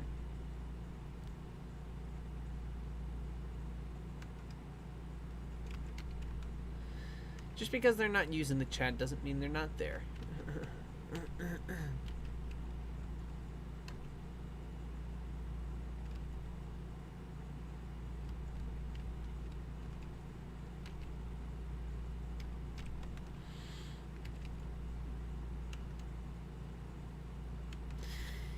All right. Oh, hard. That's cool. You're here. There's also me. See? Told ya. Blue Heart is here. I can't figure out how to be funny. I don't know if I'm gonna stay in the stream. If anybody got a question, go ahead and ask a question. Ask a question. Questions are good to ask. That's what live streams are for, right? That's my live streams for. Talk to me, baby. Talk to me. Tell us things. Send us pictures of your children. Tell us happy funny things. I'm not gonna sing Go Burn 'Em on stream. I'm gonna sing something of Comics request.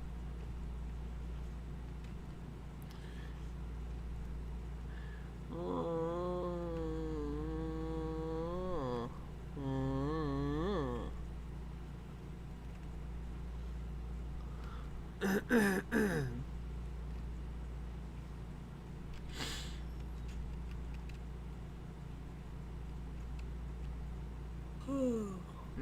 at the bar.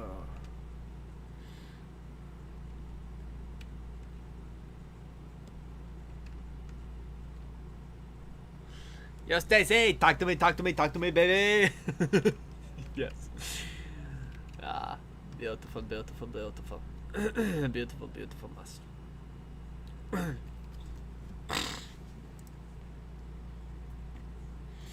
This hair is absurd.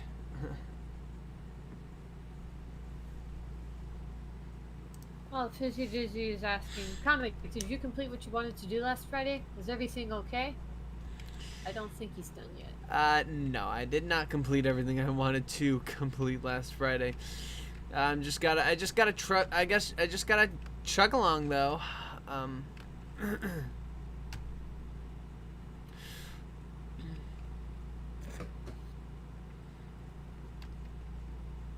Izzy has a similar name like Bella. Yeah, kinda. Yeah, Bella's is more curly and Izzy's is more wavy. But yeah, let's see. I'm trying to think. So yeah, the SpongeBob thing. It's just taking a while, you know. It was all just a lot, and it is still a lot of work. But you know, it's work that's gonna get done in time. It's just gonna take the time to.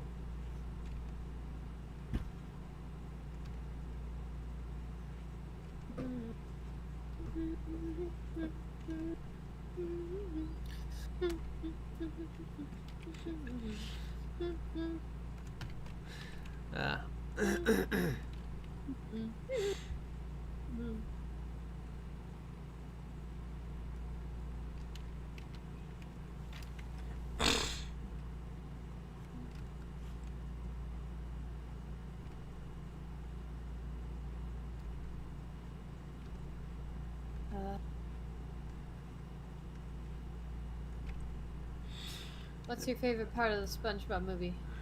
Oh man. Oh jeez. I'm gonna go with.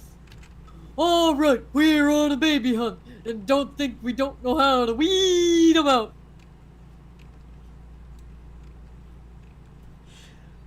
Let's see. My favorite part of their SpongeBob movie would probably be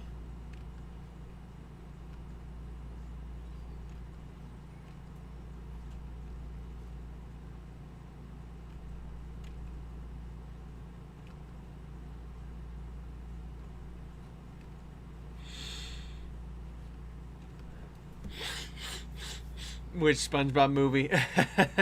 Well, it's that SpongeBob movie, which is the one that I'm animating, so it would be the first one. So let's see. I think my favorite part probably gonna be. We did it, Patrick! We made it through that deep, dark chasm and past all of those terrifying monsters!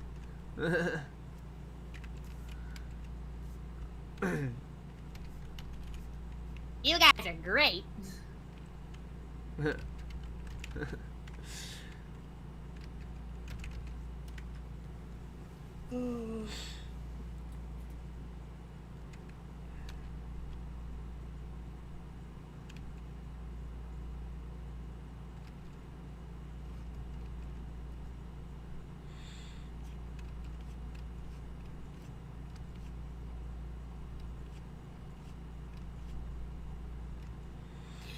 Is he a mermaid?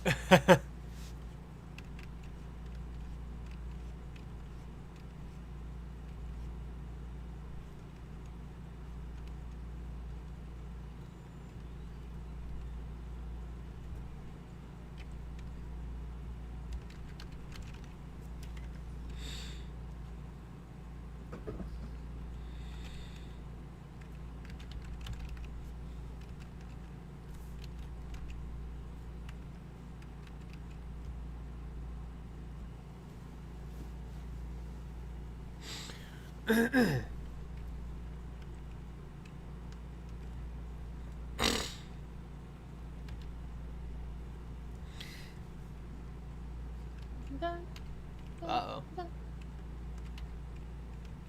Oh, Bella's gonna be busy for a bit longer.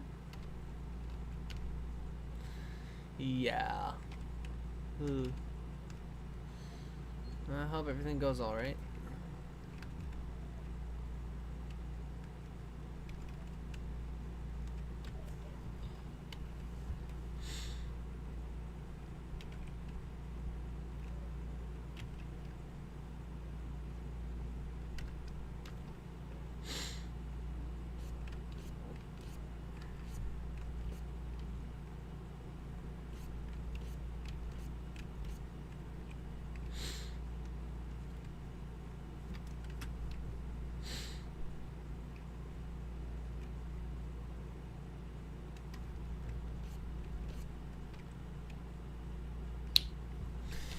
All right, let's see. More of the hair. Help with that or something? Hmm? Do you need help with the hair? No, I think I'm figuring it out. Okay.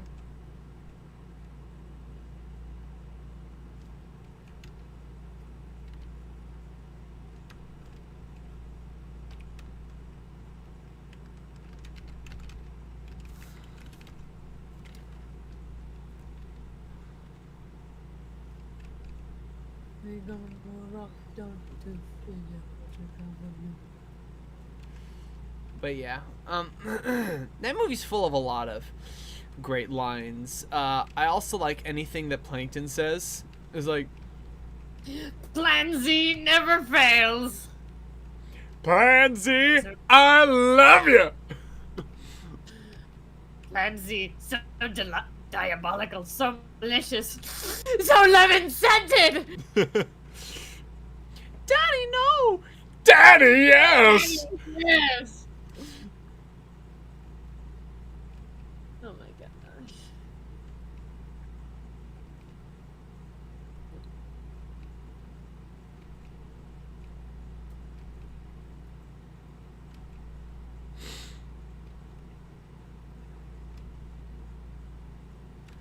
Pansy, there it is, just like you said.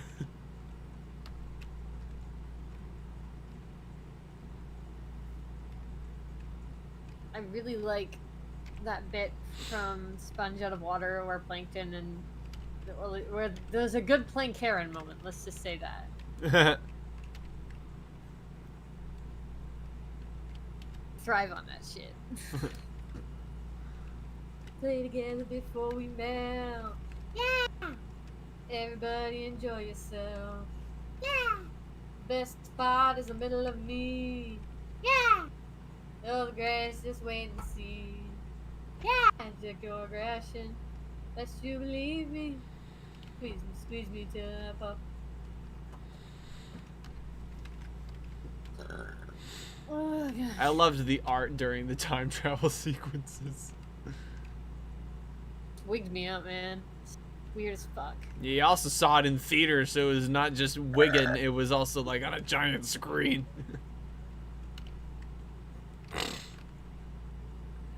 That was gross, man. Gross. But then again, that really captures the spirit of the sponge frames, where they get realistic and shit. Just a whole scene of that.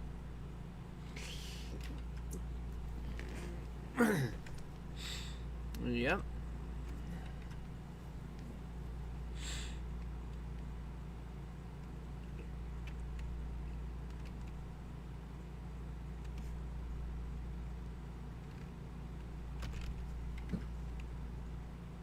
Before we melt. Yeah! Everybody enjoy yourself. Yeah! Best part is the middle of me. Yeah! You're the grace just made me see. Yeah! Check your aggression. Won't you believe me? Squeeze me till I pop. Oh, comic, did you check your Discord? Did I check my Discord? Just messed Did I check my Discord? Man, I don't read my Discord while I'm streaming.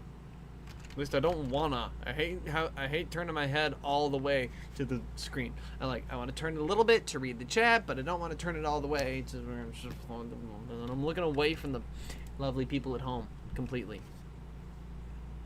Okay. If you have something you want to say, Mostly just gonna ask if I could go talk to some other people for a bit because, yeah, I don't know. you got some other peeps you could be talking to? Basically, are you gonna be alright if I dip out? Not at all. I'll hook up with you You sometime. will not be okay at all? What? No! Go! Hang out with your friends. Okay, thanks. I'll hook up with I you. might be back later. I'll hook up with you after the stream is over. Yeah, I might pop back in depending on how things go, but Probably not, just- because once you hang up the call, then Oh, I don't like opening up Discord while I'm doing the stream. Dokie, okie dokie. Bye bye. All right, later.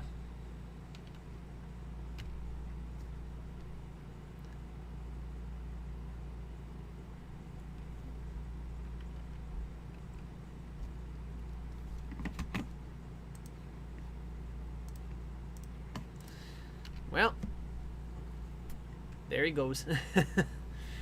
Alright, let's just close off that area. Color it in.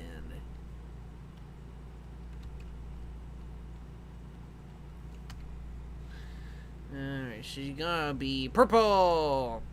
What if she was purple? Purple! This is fucking purple. Alright, now this is a different shade of purple.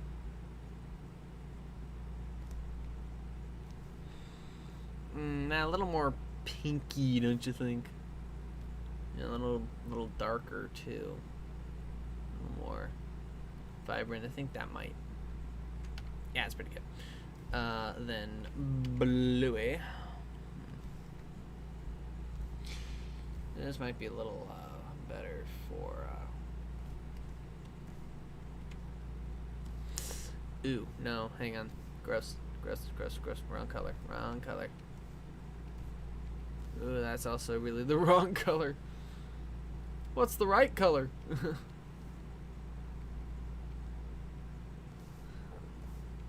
I don't know. What is the right color?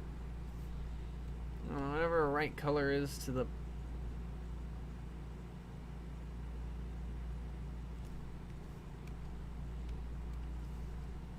Alright.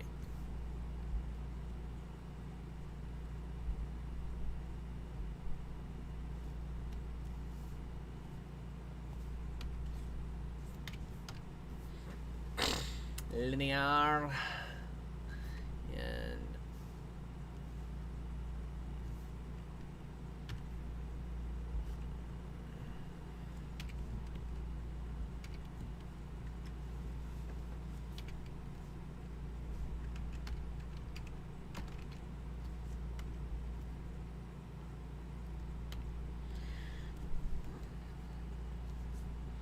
color is relative. Let's see.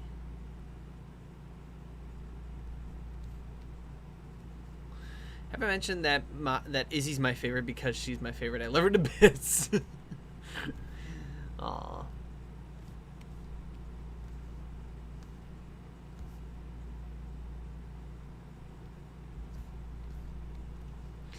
And from what I understand, she also kind of sort of shares your name a little bit, huh? So there's also that. I imagine that might have an impact on your opinion.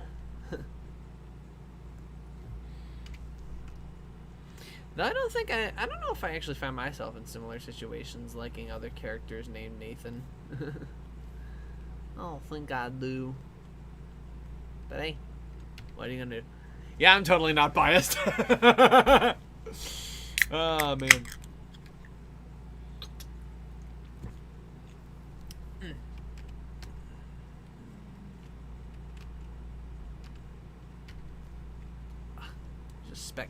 just specking her eye. There we go. Fixed it.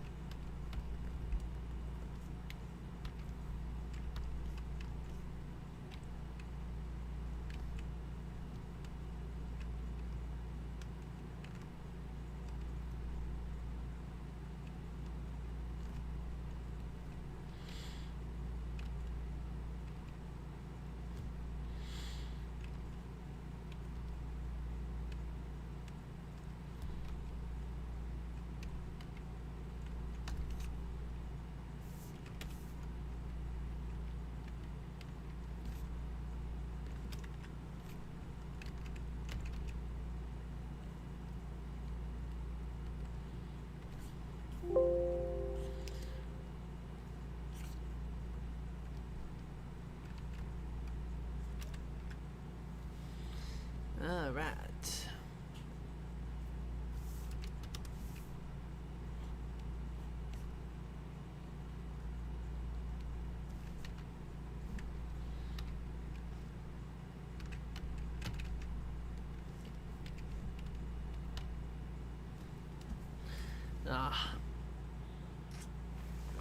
I asked earlier, but have you seen all the Twilight Mordecai memes? Oh man, I dove down a little bit, trying to find out a little bit, and like it's weird. I still don't. Why? I still don't. I want to go home. Just save me.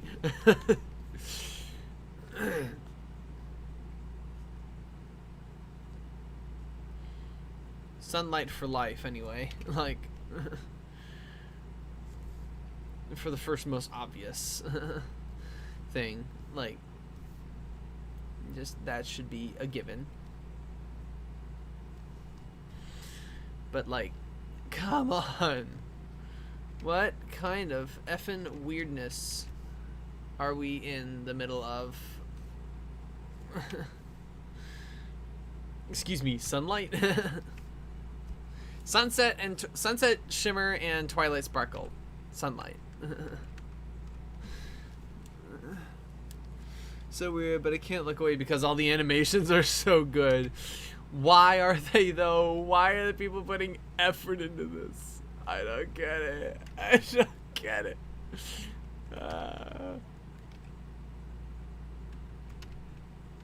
The internet, it just latches on to weird shit. I don't get it. I don't get it. Anyway,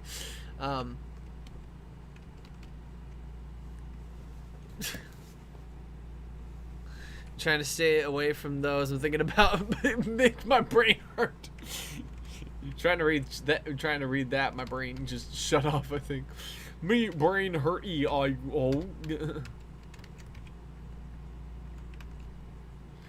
Yup. Yup.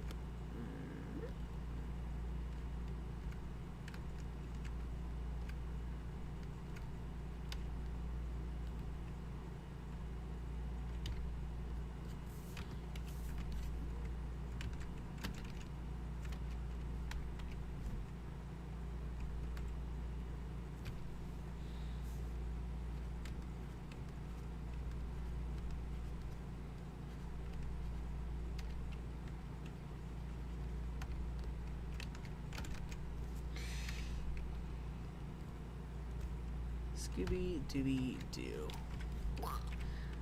Oh, look at her. Look at the precious. Aw. She's kind of a sweetheart.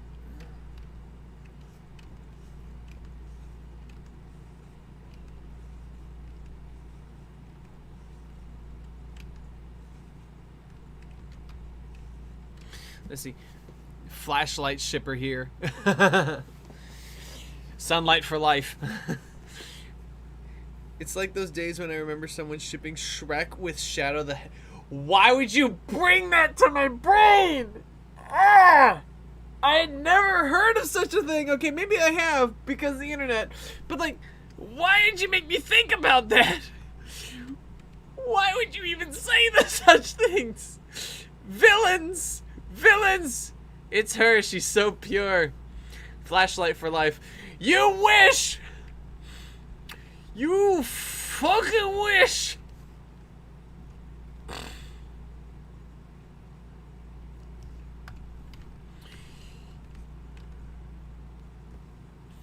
I think the girl's got some really fancy patterns in her horn. I've never heard of Shrek X Shadow. You have now. I weep for everyone.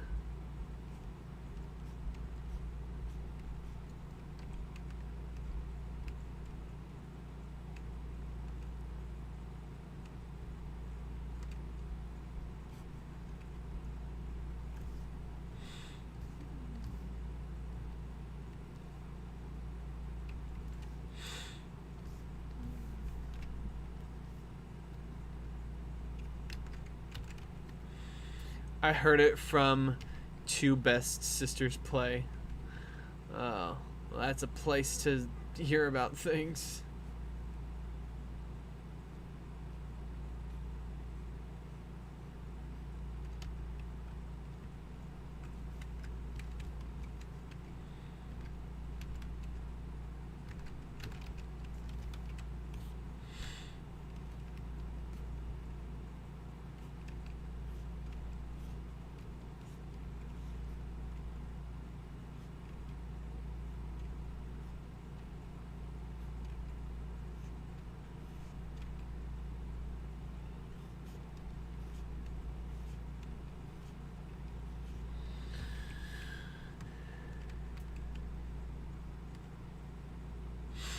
Izzy is my spirit animal. Actually heard it from Animat when he discussed the history of Shrek memes. Because of course he would.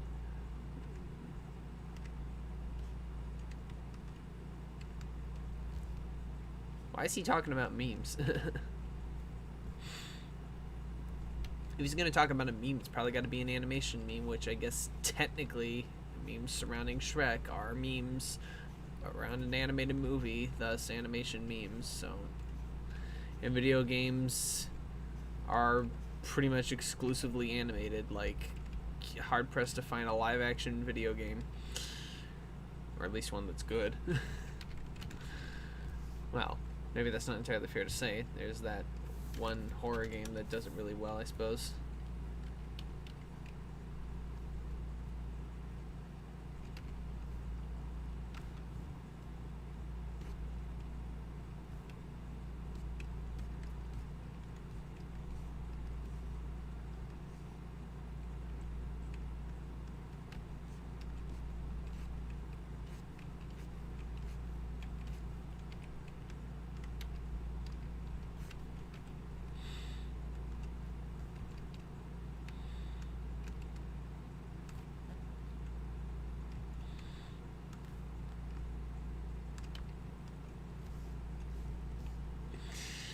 Flashlight will always be my OTP.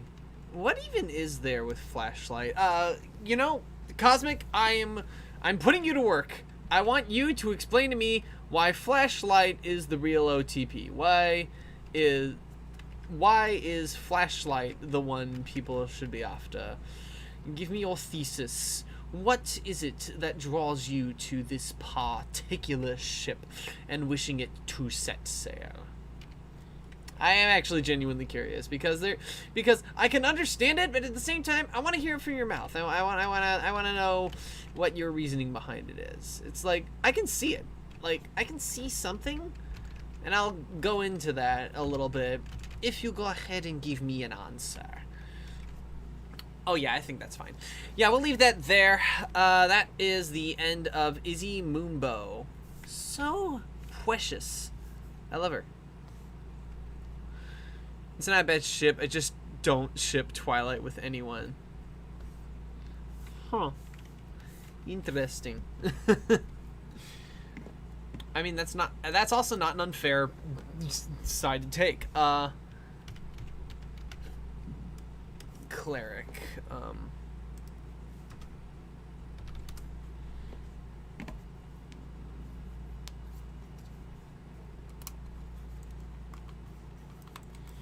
What's like your typical cleric outfit? What is it? What is a cleric? You mind telling me what that is? Cleric. This is really your example of what a cleric is supposed to look like.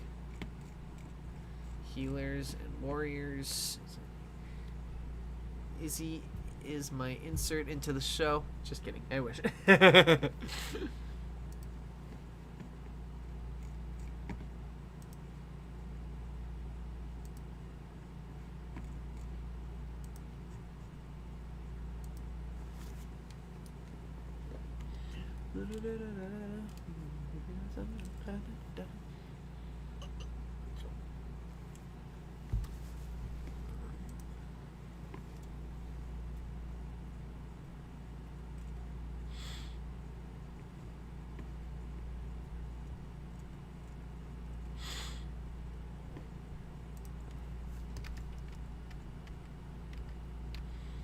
I did a Fluttershy in Discord a wheeze back, so that'll be something. Let's see. Alright, actually, ooh, I need a reference for Captain Was. Alright.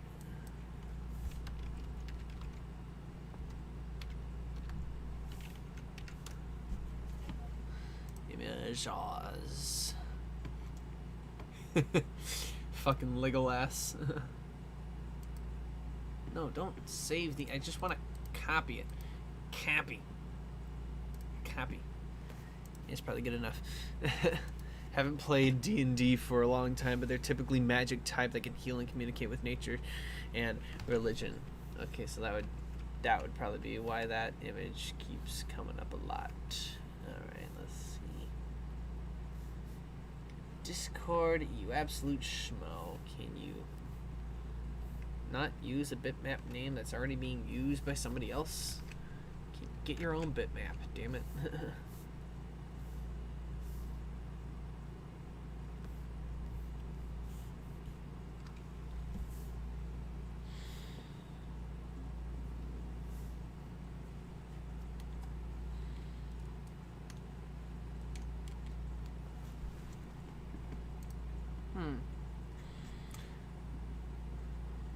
When I saw that design for the first time, I saw Discord as Link.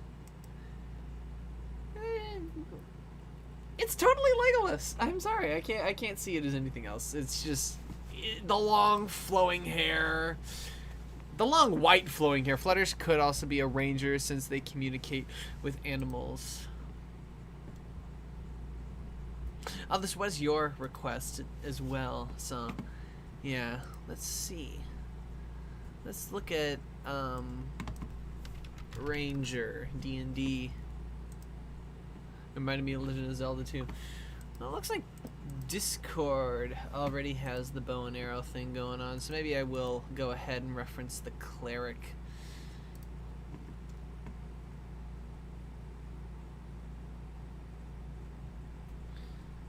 Alright, let's see.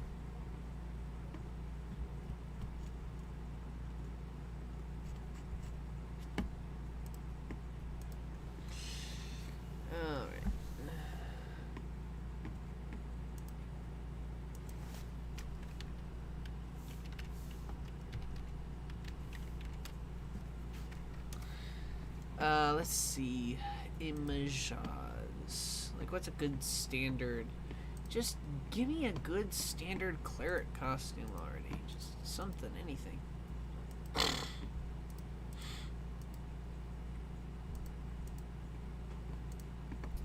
mean, you'd think the internet would be more helpful in this scenario. You know, maybe.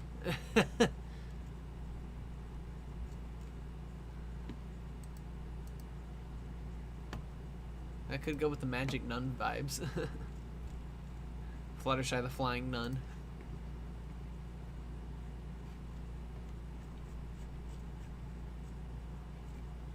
And how do I convey this on a pony? Alright. Pinky the Bard. Rainbow the Rogue. Spike the Wizard.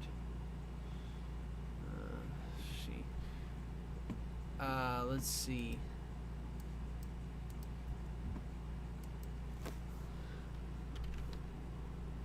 Fluttershy, ogres, and oubliettes.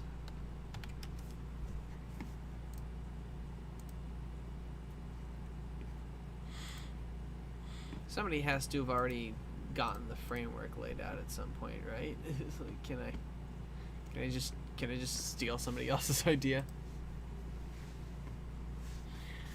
Oh, that would be interesting.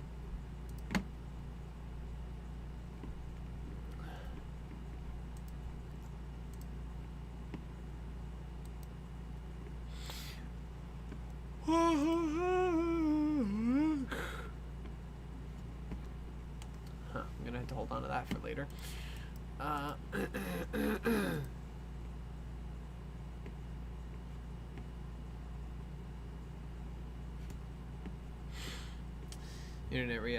Internet really enjoys pulling Uno reverse cards.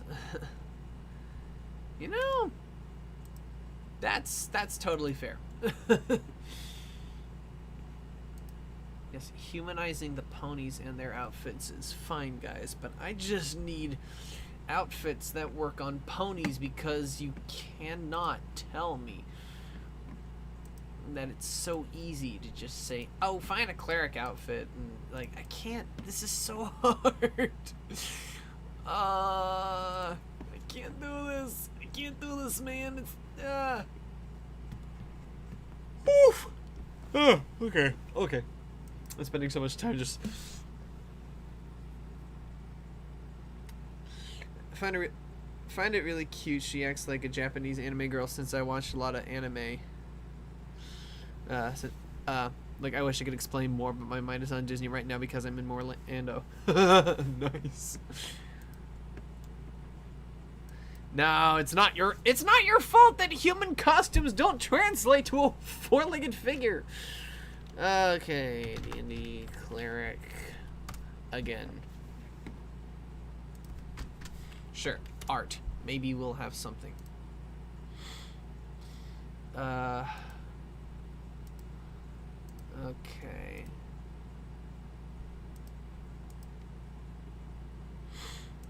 Okay, so I'm looking at this.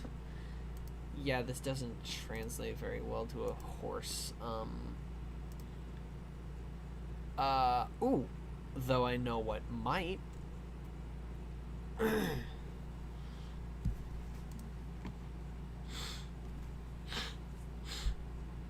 I love that character design. That's insane.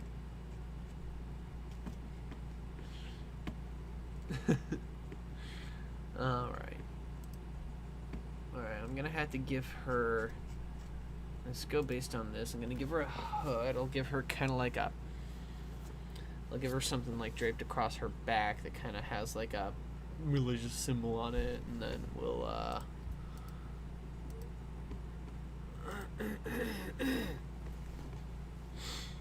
and have that on her chest.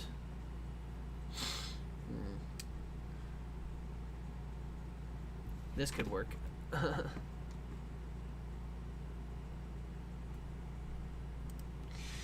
Okay, here we go. We're gonna start with Fluttershy.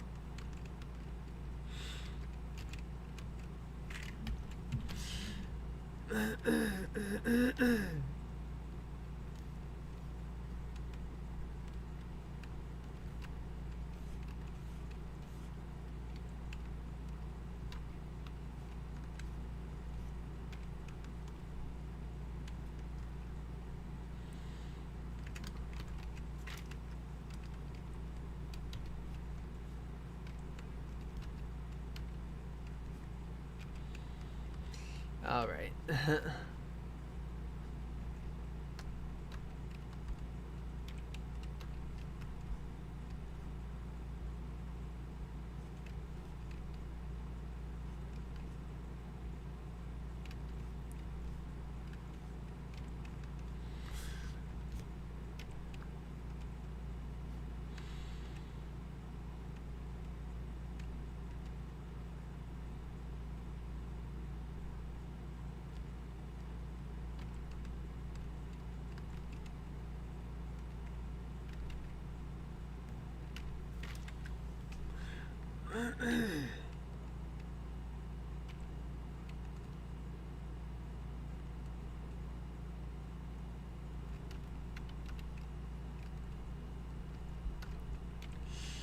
All right. This will probably end off our stream, actually, because we are getting close to 9 o'clock. We'll probably just go ahead and do this, and then we'll wrap up our stream for tonight. Nice.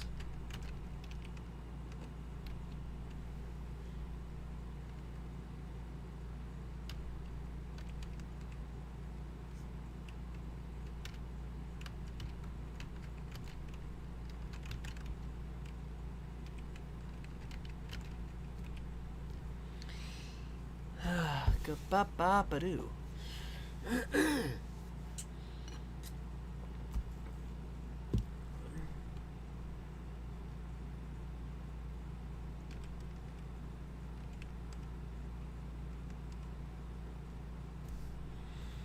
Alright, just gonna survive.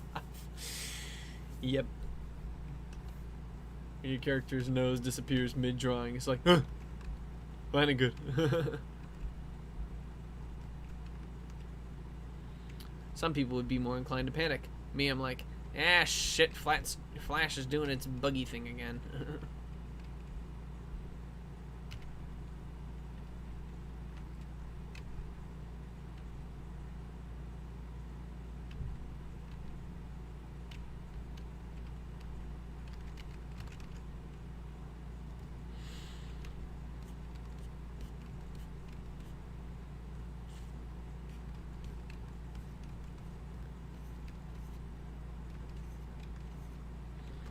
All right.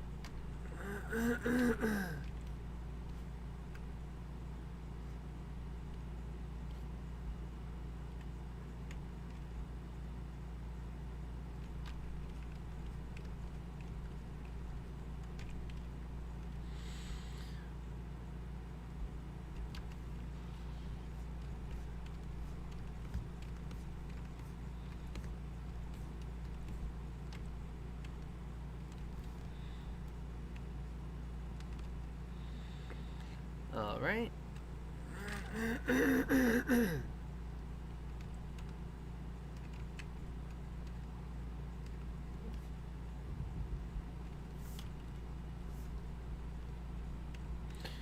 All right. The chat has been so quiet. It certainly has. Not a lot of movement.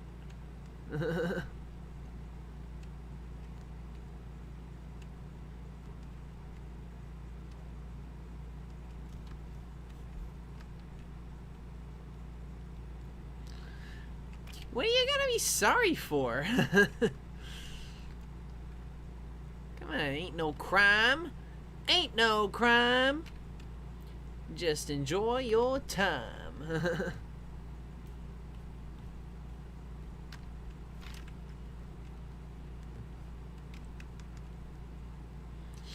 Just exactly, Cosmic, exactly.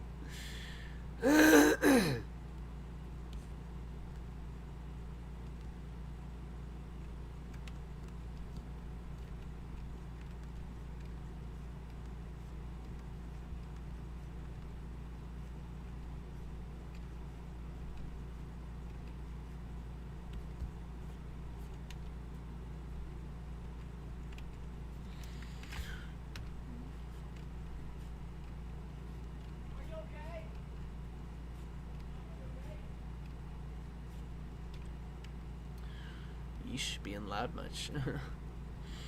You might have only barely heard that. If at all. There's some shouting going on outside my door. Enough with the shouting. Enough with the shouting.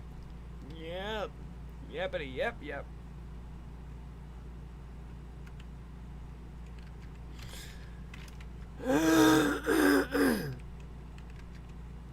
Did someone injure themselves? I don't know. I don't know what's going on.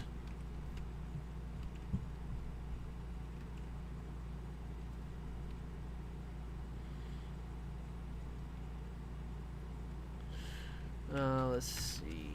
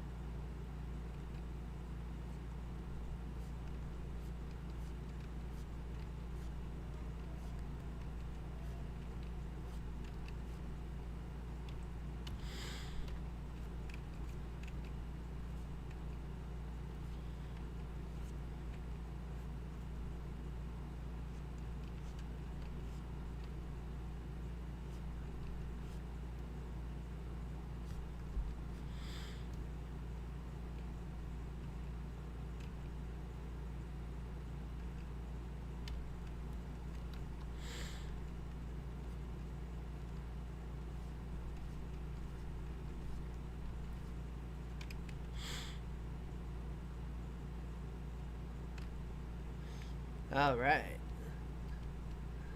Let's see.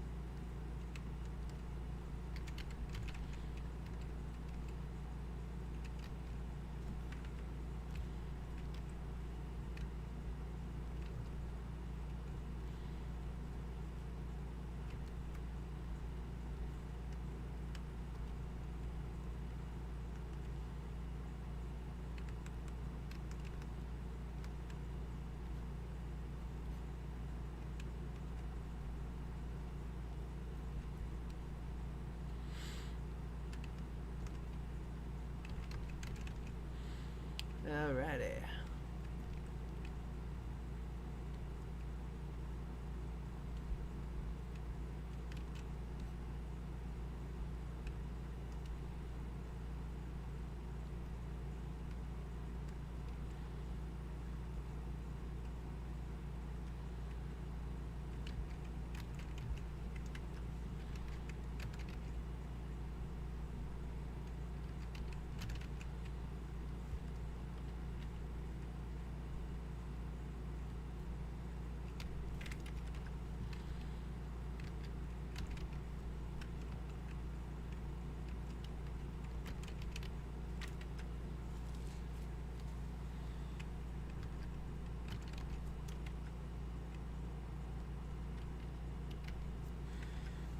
Hey, Fizzy.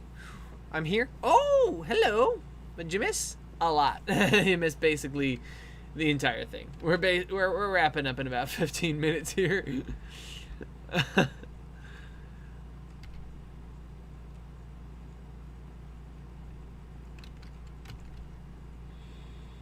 Yeah, we're gonna wrap this one up pretty soon.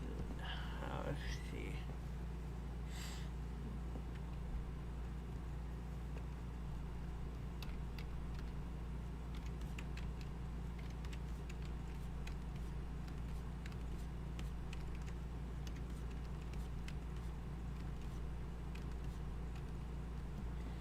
I got busy shopping.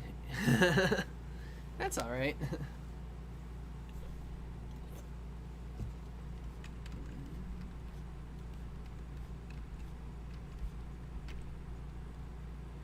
I'll be there for the next one.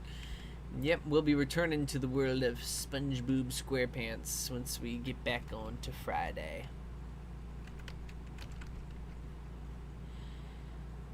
It seems to be a world I can't escape.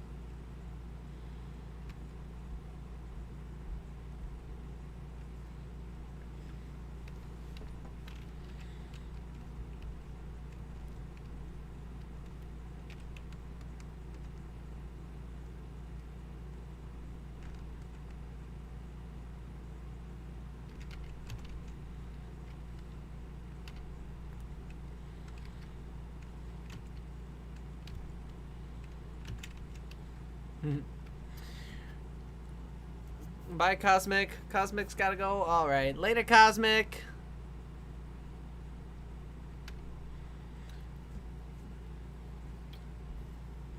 I saw Daniel Radcliffe singing, and it was funny from watching Daniel Radcliffe singing and dancing to the show on the show of Miracle Worker Oregon Trail episode. I have no idea what any of that means, but that does sound like an interesting juxtaposition, don't it?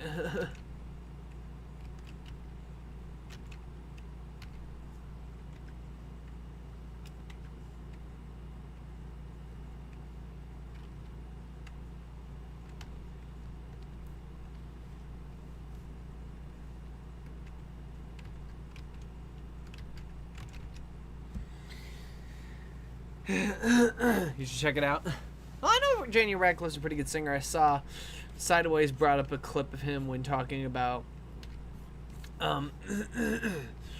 whether or not Emma Watson could actually like learn to sing well. Like,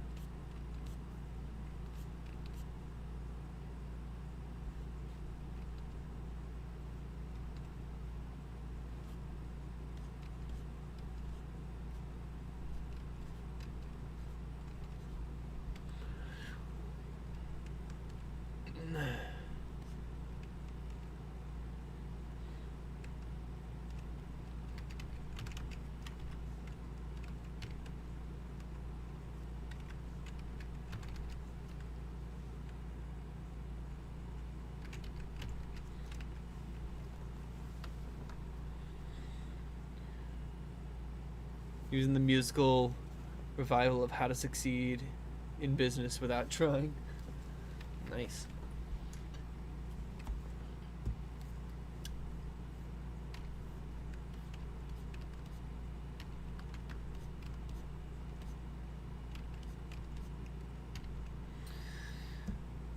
I am wearing my Ruggets shorts that I got from Burlington. Neat.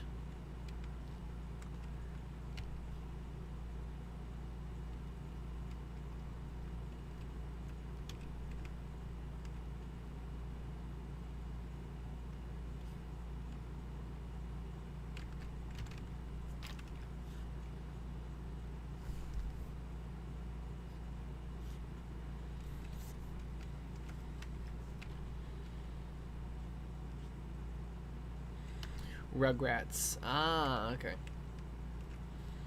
See, that makes a little more sense.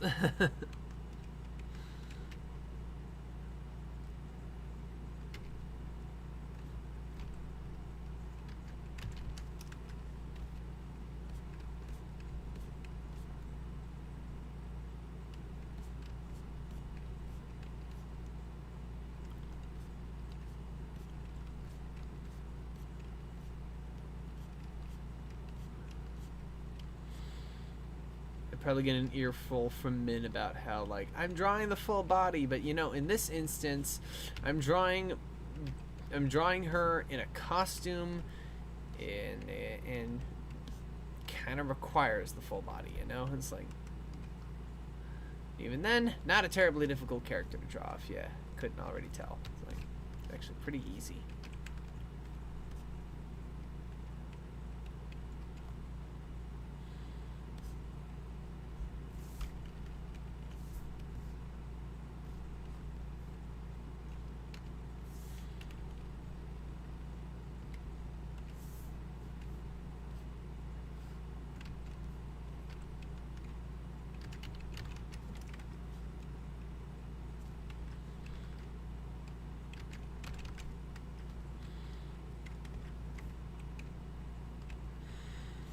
Finished redoing my own version of the Tiger Miraculous.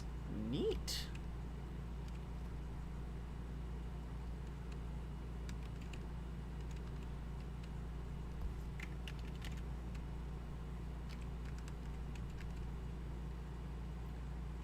Without the tiger paw on it.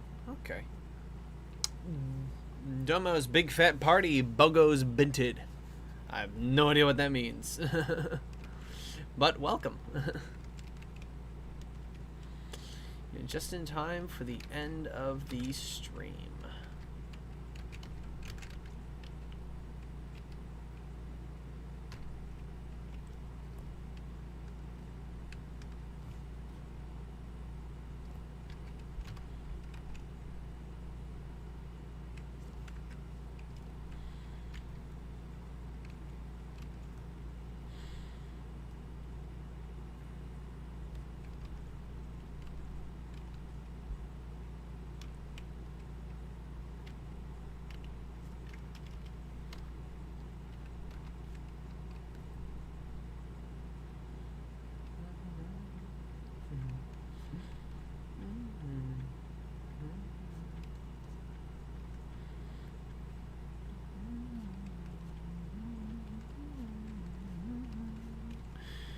All right.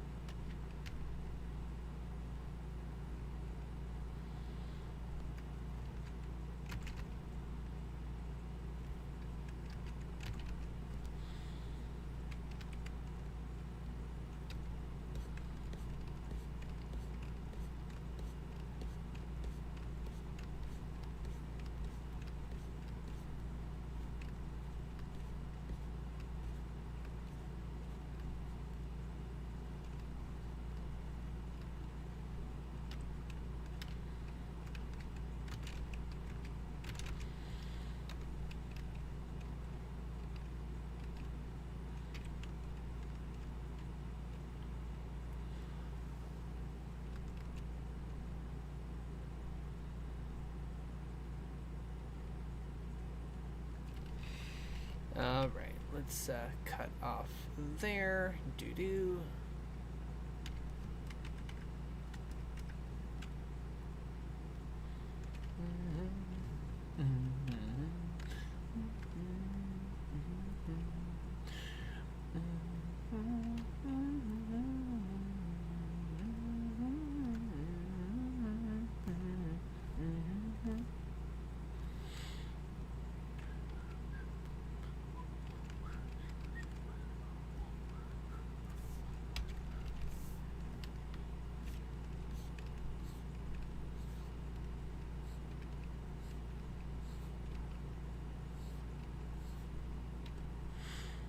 Cape suit her. When it gets to the next request video, I was wondering if you could do a combination between Spongebob and Raptor together as a Spongebob costume for your next video. I don't know.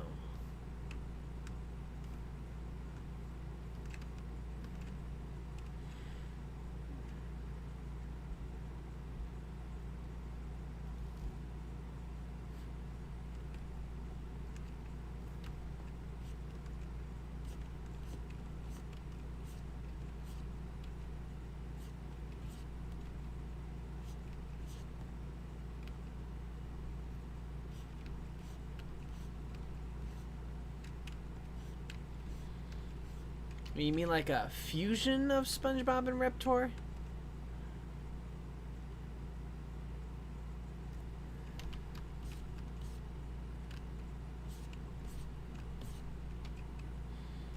Like a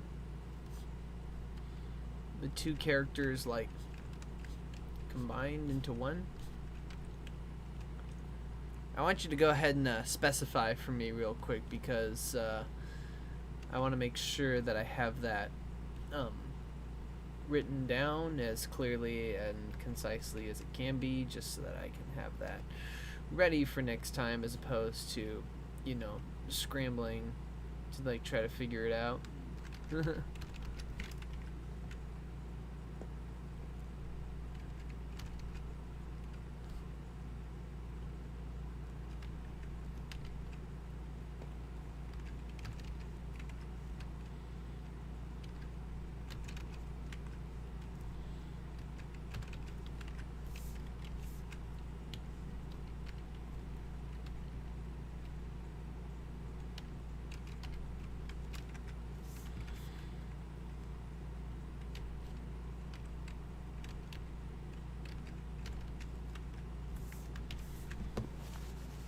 I was thinking SpongeBob wearing a Raptor floatable costume like an inflatable T-Rex.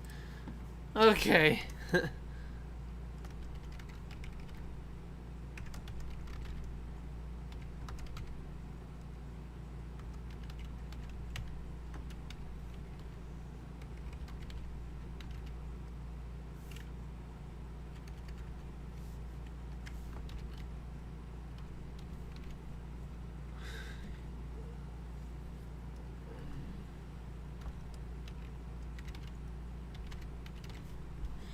Alright, that'll be good to hold on to.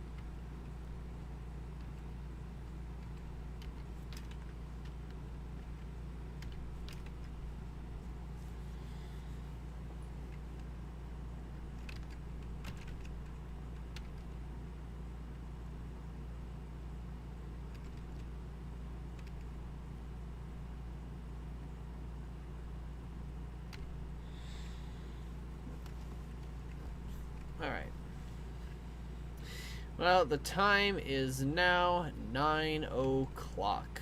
We will continue with this next time. I want to thank you all for joining me, for those of you who joined in from the beginning, and for those of you who joined in toward the end. I want to thank you all for being here. You guys are an absolutely wonderful crowd. I absolutely love you guys. So until the next time, I want you all to take care, stay safe, and be kind in all that you do.